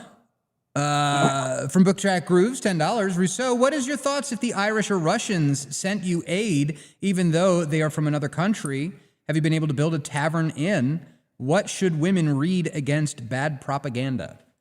What? Okay, so specifically the Irish or the Russians. That's an odd collection. Is he asking if they're funded by the Irish or the Russians? It's really the Irish behind everything. It is. It truly is. So the Irish or the so I don't accept donations. Full stop. You're not allowed to. I'm not a grifter. Actually, fun fact. I don't accept donations. You cannot send me money. You cannot send Patriot Front money. I would much rather have the sweat of a man's brow than the dollars in his pocket. Is what I say. Not us. But we don't accept because what would happen then is if we became very much flush with donations from an outside source with a donor class, then we would. And again, I know, we're on a show, we're receiving donations. This message is a donation. There's nothing wrong with that. I have an organizational pathway, which, I believe if we become reliant on a donor class or a bunch of donations, then we become dependent on it. And then we become subservient to it. Or then I feel like I am impinged upon making decisions about Patriot Front's strategy or message by what the donors would think. And then we have now lost executive control of our message and our actions. You would also come under so much scrutiny. Not in line with our organizational framework. Sorry, what were you going to say? Oh, you would also come under so much scrutiny. Oh, yes. And then especially with foreign countries, we definitely wouldn't accept money from foreign countries because I think that would... There's some, I haven't researched it because we don't do it, but there would definitely be some things, especially from the Irish. No, I'm just joking. I have a great amount of respect for the Irish. There's a lot of good Irish nationalists and all that stuff. And I do lament what is happening to their country immigration-wise. I don't have any connections with the Russians either, in case anybody was curious. What was the other question? Something about taverns? Did you make a tavern inn? I have not made a tavern inn yet. We are looking to build nationalist institutions and spaces and venues, but currently right now that's more in the space of meeting halls and meeting spaces and gyms and things like that. Eventually we should have a tavern. Eventually we should have a tavern and a bed and breakfast, and it'll all be very wholesome and wonderful. So I'll work on that. That's one of those things that it'll be the first identity, the identitarian. No. I can only think of it in the German. The identitarian movement in Austria and France, like they organize around bars. They have a large, group of people that own bars, and that's always Why don't cool. we have that? I can't even find a place for this event. I know. We need to get. There's this nice German restaurant on Sherman Avenue, and I wish one of our people would buy it. I know. But Yep. that's not going to The happen. beer garden. Yeah, it's owned by a libtard. Oh. Anyway, the Winged Venues Hustler. are sort of the hardest part about nationalist organizing is find proper venues. But Oh, that's yeah. something we have to do. That's something we have to build. And Yes. it has to happen collectively. But also you need people with good business smarts, because you can't have one of these businesses solely rely on nationalist meeting spaces for its entire profit. And Right. you also need community acceptance. It's a long path, but it's definitely part of what we're doing. Yes, no, absolutely. The Winged Hustler sent $20. I'm an experienced artist. Syntax error. I'm an experienced artist, and I would be happy to offer my services. So I will be looking into your website and joining up. Oh, that's so great. Very good. Amazing. We need more artists. Actually, it's very important. We have a lot of art within the organization. I don't know if y'all know this, but I do practically all of the graphic design for Patriot Front. I am also an artist, and I also was misunderstood in art class growing up. But no, I mean, we always want new artists. We always want people, especially with whatever they can do. So especially a classically trained artist. I offer, and we offer as an organization, spaces for men to use their talents, whether you're skilled in the art of video editing or painting or graphic design or what have you. We want to use that. So whoever that guy is, join up, and I hope you make it through, because I'll And have you some- don't take I'll have any some lady jobs for you. help, I suppose. No ladies, no women. No, not membership, just help. I don't know. You're helping. Women can and do assist the organization very frequently through their husbands or their fiancés or whatever, That's fair. because we have a lot of family events, we have a lot of things. But I do believe that the organization must be fraternal in the sense that membership is restricted to men. Of course. Yeah. We've seen it in the nationalist political landscape. You don't for have to very- justify very long this. time We all where, under- the we all inclusion of understand. and again I have nothing against women. I obviously, I think that they're half of the nation we're trying to save, of course. But I do think that certain natural boundaries and roles need to be maintained, of Yeah. course. And I do think we have maintained a lot of domestic tranquility within the organization because there are these very clear roles Yeah. for the two sexes. Someone's got to bake the cookies in the casseroles. Totally. Absolutely. So, Jimmy, At our large events, usually it's a man slaving over a massive pot of chili, but sometimes the ladies do help as well. based. Jimmy ICU sent $9.99 over on YouTube. It's a penny off. All right. It's not a matter that we should have those rights. It's that we already have them by virtue of existing. People seem to forget the inalienable part. Yes. Yeah, very true. Patriot Maxing sent $10. Can you ask Thomas what he plans to actually enact change on the national level besides doing marches? Because it's great to organize and get a collective group of men who are like-minded, but at what point is it time to actually enact real change? He did answer that about 15 minutes ago. Yeah. Yeah. Change is everything, right? So, I mean, we've already changed things, right? Patriot Front has already changed how people, I say this in our big video on our front page. We say it in one of our flyers that we've handed out thousands of, that we're trying to change the lives, minds, and bodies of the nation, right? Patriot Front has already changed people's lives for the better. We have already made men into better versions of themselves, and that has affected how people think.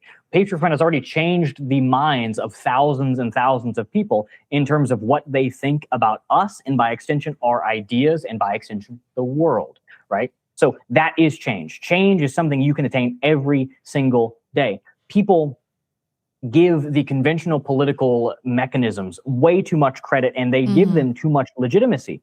You need to realize that politics is one lever of change and one lever of life.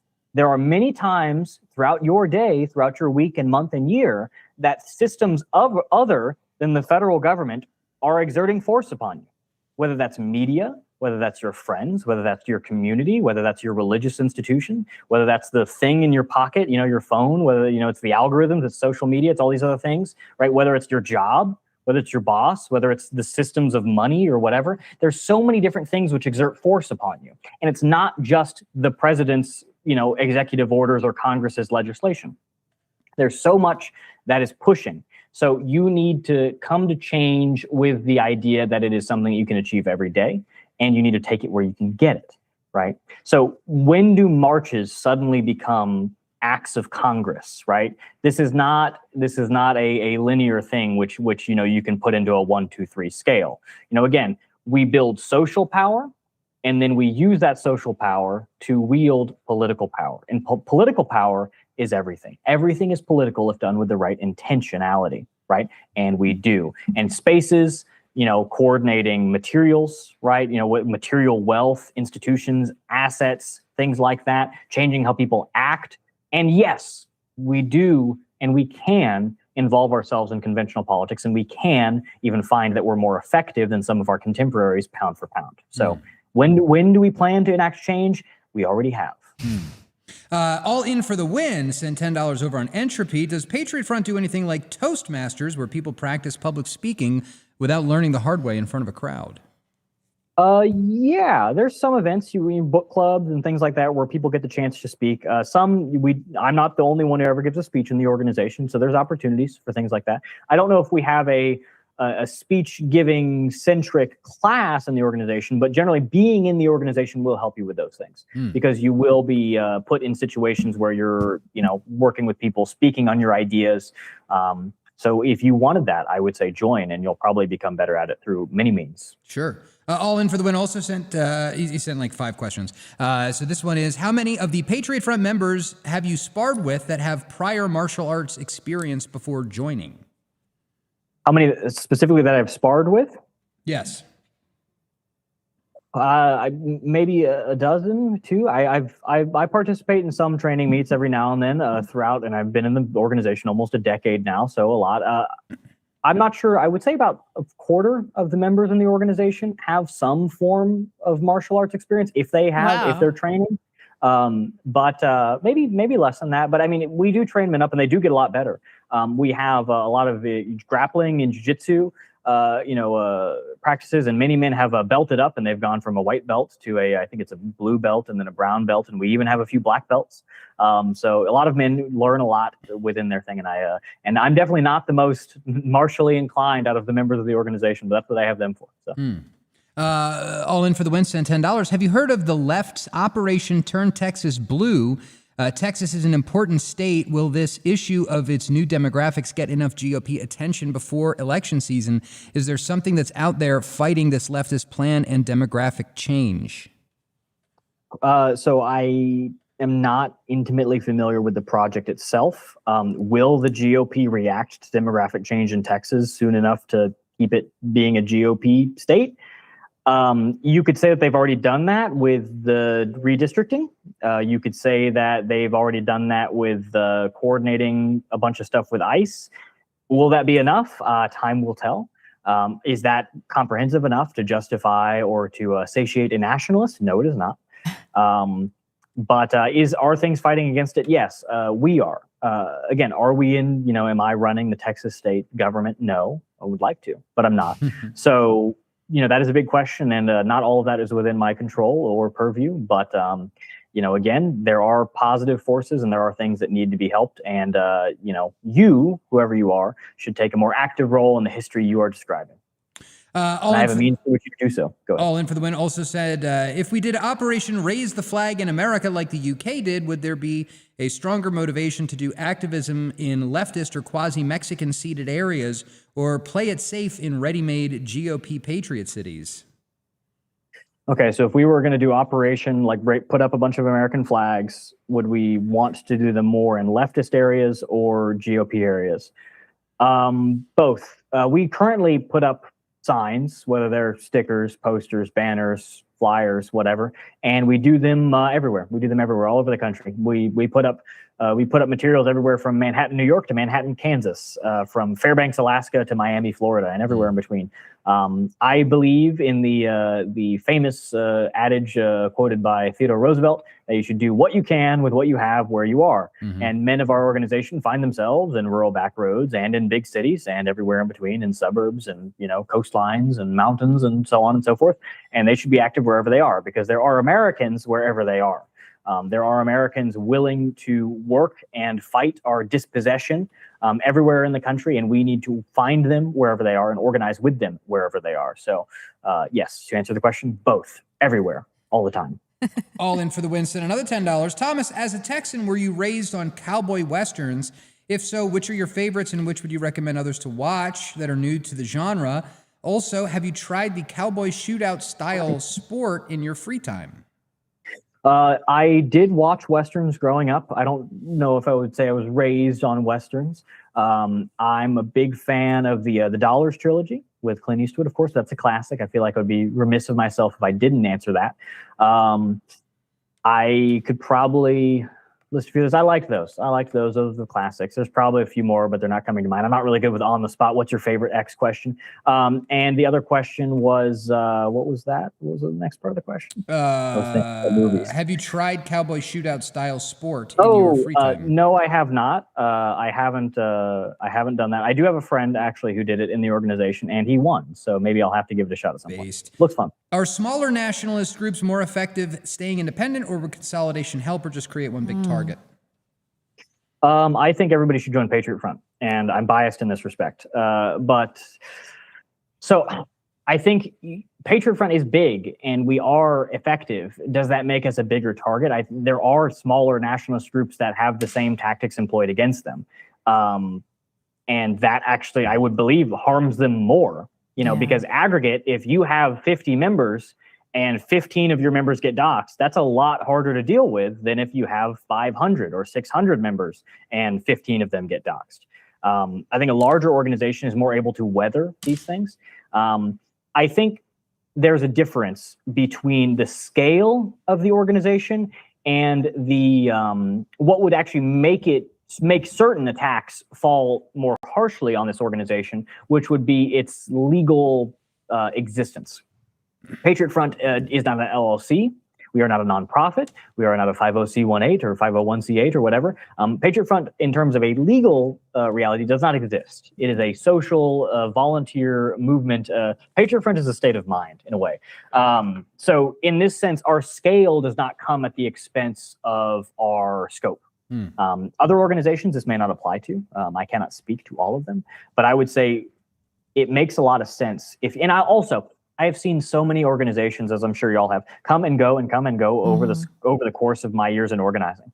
I met a man once, and he had been involved in a bunch of other organizations. I had like 4 or 5 by the time, he got around to joining Patriot Front. And I told him, while you were involved in this organization, I was working with Patriot Front. While you're involved with that organization, I was working with Patriot Front. While you were involved with the 3rd and the 4th and the 5th, I was continuing to grow the singular entity, which reciprocated each sacrifice and paid back each investment of time and energy and blood, sweat, and toil, right? But you'll find in instances where men really, dedicate themselves to a lot of these other organizations, which again, there's nothing wrong with that. But if they do turn out to kind of go belly up and they flop, then you really have a question there of where all that time went. And now sometimes you do get something out of it which lasts beyond that, and that is valuable.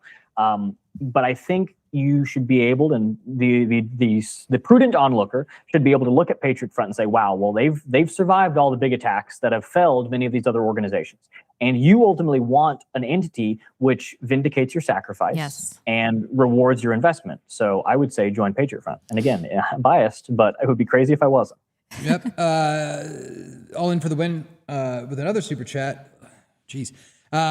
Some groups like focusing on helping people out of destructive habits like drugs. Does that usually mean people seek help from Patriot Front, or that Patriot Front outreach groups goes to where the need is most visible?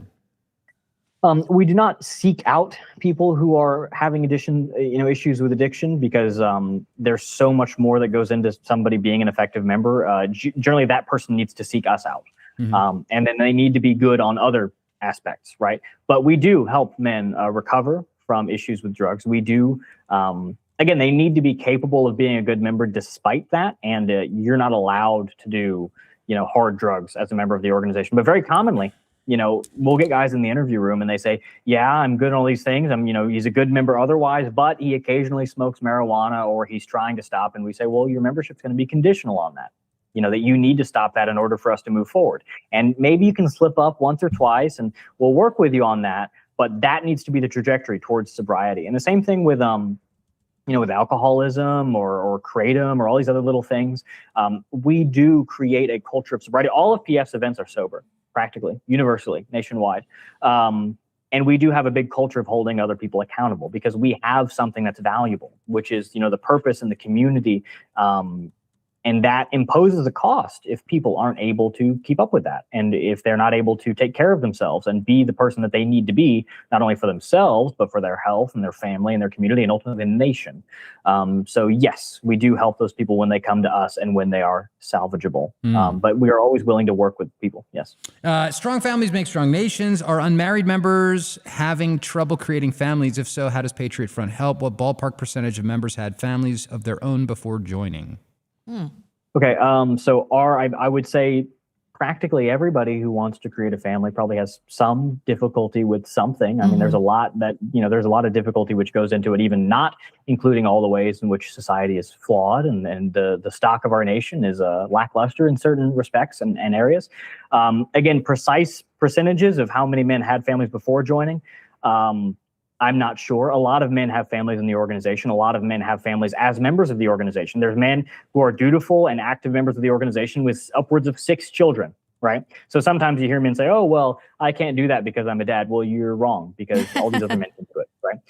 And I don't think, if somebody says, oh, well, I'm a dad or I'm a business owner or, oh, well, I do this other thing, which means that I can't do this. It's like, I don't think you are so much more of a family man or so much more of a business owner or so much more of that compared to the hundreds and hundreds of other men in the organization that make this work. I don't think all those guys don't care about their kids. I think it's a time management and a priority issue in a way. And it's not even setting a priority. It's about syndicating your priorities. It's about understanding that, again, a family's great, but and it just ties back into the Coeur d'Alene thing. You had people talking about like, oh, well, they came from out of town. They came from out of town. And that guy was from Georgia, or that guy was from Alabama, or that guy was from Texas, but we need to be handling these things locally. It's like, well, evidently you can't. Evidently we need, there's on one hand, you have the entire globe of neoliberal political and finance influence. And on the other hand, you have one decently small town. I think, if you allow them to defeat you in detail, they will every single time, right? So same thing with families, right? You can have the perfect life, but you are not the entire thing. You need to be connected, right? It's and the same people that get into the whole prepper thing. Would you rather have a bunch of rifles without an army, or would you rather have an army without rifles, right? Which is going to be more widely applicable? Which are you going to be able to use in more circumstances? Obviously, it's the latter, right? That's what Patriot Front is. We are an army without armament. We're useful in every circumstance, right? Outside of things that we don't want to do, like violence, of course. But anyways, that answers the question. I think I answered every part of that. What books are you currently reading? What books do you recommend American kids read to understand American history? Okay, so currently, actually 2 podcasts ago, I had a lackluster response because I didn't remember some of the books I've read.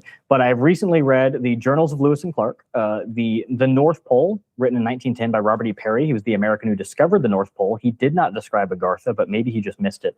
I have also read, recently, I've been reading the works of Ezra Pound. I have read a short story from the Civil War era called A Man with No Country, which I do like if you can find a thrift, an old copy of it. And I also read before that, I read My First Summer in the Sierra by John Muir, a famous American naturalist.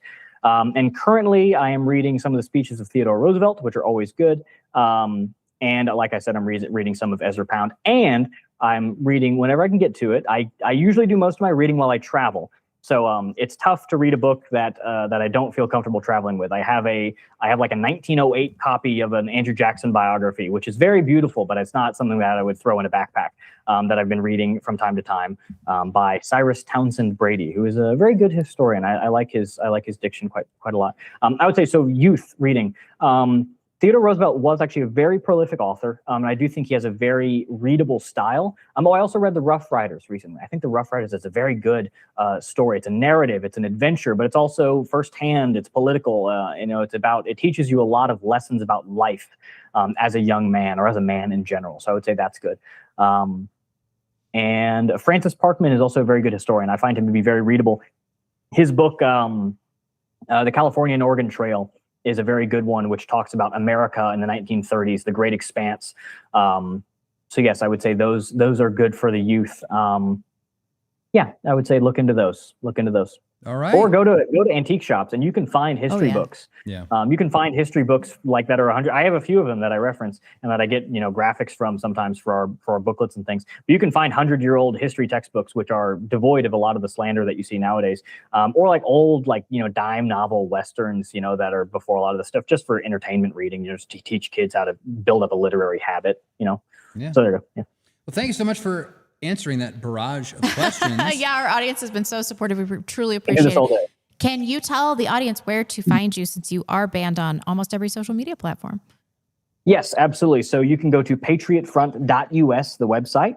And actually, if you want to go to the social tab of the website, if you see it up there at the top, you will be able to see all of the accounts that we can maintain on Telegram, Gab. I think we're on Odyssey, and even BitChute for the 3 people who might still have a BitChute account. But we're on all these platforms, and we try to keep all of our content up to date. Telegram is the best place where you can find most of our content. But just follow us, find out where our stuff. And again, if you want to help share our content, and you have accounts in these other places, do so with caution, of course, because sometimes I feel like it's easier to post a Hitler speech on X than it is one of mine, but do so at your own risk if you want to share our content on these platforms and help other people see what we have to say. But otherwise, Telegram is probably the best place to find most of our things. And even then, if you don't want to do any of that, you can just go to our website, read the content there, watch the videos there, and you can even scroll a feed of our Telegram on our website without having to download the app or anything of that nature. And I really appreciate everybody who has been interested in watching, and everybody who I hope I have taught something or they are elucidated in some manner about the status, motivation, or direction of the organization. And thank you all very much for having me. Oh, of course, it was such a pleasure speaking with you. Yeah. Absolutely. Have a good I'll day. have to come into the studio sometime. Yeah, we'd love that. Bye. Thank you so much Very for good. joining us. Very good discussion. A lot of super chats. Yeah, Wow. thank you guys so much. You've been so generous. All right, we've got some sponsors we've got to read. We've got to thank, first of all, Idaho Tallow Company. Where's my cursor? Where's my cursor? North Idaho Tallow Company. They sell soap and skincare products without endocrine disruptors. So if you're worried about soap making you gay or perhaps disrupting your endocrine system, then you should be checking out making you gayer. North Idaho Tallow Company. And of course, they've got a, let's see if it pulls up, a signature Valentine's Day gift box that is ready to gift with a special limited edition Valentine's Day scent. And I have no earthly idea what that scent is, but I bet it's amazing. So the order cutoff for this is the end of the month. So if you've got a special someone in your life that you'd like to get a nice present for and you don't want to go to the hassle of wrapping, you can go to idahotallow.com and get them a gift, and they will love it. They will appreciate it. We've also got to give a big shout out to ODGG Supply if you are trying to get prepped in case there is any ice disruptions in your city and you're worried that you'll be stranded, perhaps at work. You got to make your way home. You would want to have a nice rucksack full of Let's be honest, some of supplies this and stuff equipment. just looks cool. It does look also. cool. Yeah. So please go blanky mode by visiting odggsupply.com and follow them across all of their social media platforms. They're on X, they're on Instagram, they're on YouTube. Usually their handle is PNW Gorilla. Yes. Not GOR, it's G. The warfare style. GUE. ODGGsupply.com. Also got to give a big shout out to Above Time Coffee Roasters. They make small batch premium hand roasted coffee, and it's absolutely excellent. It powers the show. I would not be vertical or upright 90% of the time if it weren't for AboveTimeCoffee.com. And if you use promo code Backlash10, you'll get 10% off of your order. They've got some wonderful stuff. The Blonde Nordic roast, I'm about to crack into. I think we've got some of this medium roast that I'm going to crack into. So very good stuff. Please visit AboveTimeCoffee.com. And, of course, Antelope Hill Publishing. They are fighting to keep history alive amidst a regime of anti-white censorship and to help equip a new generation of dissidents with the information needed to fight the anti-white regime. Their varied catalog includes a newly updated and expanded edition of Dr. Kevin MacDonald's Culture of Critique, the essential modern text on Jewish identity, as well as Ricardo Duchesne's magnum opus, Greatness and Ruin, the definitive scholarly examination of European exceptionalism, as well as works by Kerry Bolton, Paul Kersey, and Josh Neal. Antelope Hill recently brought David Irving's iconic Nuremberg the Last Battle back into print, and they've got numerous translations of historical works from eras such as Fascist Italy, National Socialist Germany, Civil War Spain, all previously unavailable in English. There are also plenty of books on contemporary issues such as transgenderism, the opioid crisis, and Christian nationalism, as well as history books, novels, and children's books. So whatever your interest is, you're bound to find books that you'll like at Antelope Hill, all professionally published with sleek, modern cover art. So help us and help our people by checking out companies that share our values and fight for our cause. Visit antelopehillpublishing.com. And lastly, atlasbullion.com/backlash. If you are saving all of your money in US dollars, you're screwed. Yeah, what are you doing? What are you doing, bud? They're talking about arresting Jerome Powell, the head of the Fed. There's others that are saying that the Federal Reserve is going to be disbanded. Apparently, that was actually a point in Project 2025. The abolition of the Fed. So you want to make sure that you are saving in something other than US dollars, and there's nothing better than atlasbullion.com/backlash. They've got the best prices on the internet, so you can stock up on gold and silver. They've even got plans as low as $55 a month for silver subscriptions, $200 a month for gold subscriptions. So make a plan, save your money, save your financial. You're gonna get steamrolled if you're not buying The quality of the show precious goes metals. so far down when we get tired. Bro, I want a nap. I want to go blankie mode right now. But yeah, atlasbullion.com/backlash. And of course, all of those links are available on our website. If you go to affiliate links, there's a whole bunch of different stuff. Bitcoin hardware, beef snacks, all kinds of stuff that you can get. And when you make purchases there, it helps us out as well. So thank you very much for supporting all of our patrons. And next week, speaking of patrons and advertising, we've got a big interview lined up for next week. J.D. Hall, author of The Hyphenated Heresy on Judeo-Christianity, will be joining us here on The Backlash to talk about Christian Zionism, this Judeo-Christian nonsense that's going on. A very good book, and we're looking forward to having him back on the show. And we have so much to talk about on Wednesday. Oh, my God. There's It's going to be a big show on Wednesday. We got like news cucked on this ICE stuff last week, really. I know, But we really did. We'll talk about it this week. Anyway, we are The Backlash. Check out all of our links on thebacklash.net/subscribe. We will see you on Wednesday. Bye-bye. Bye.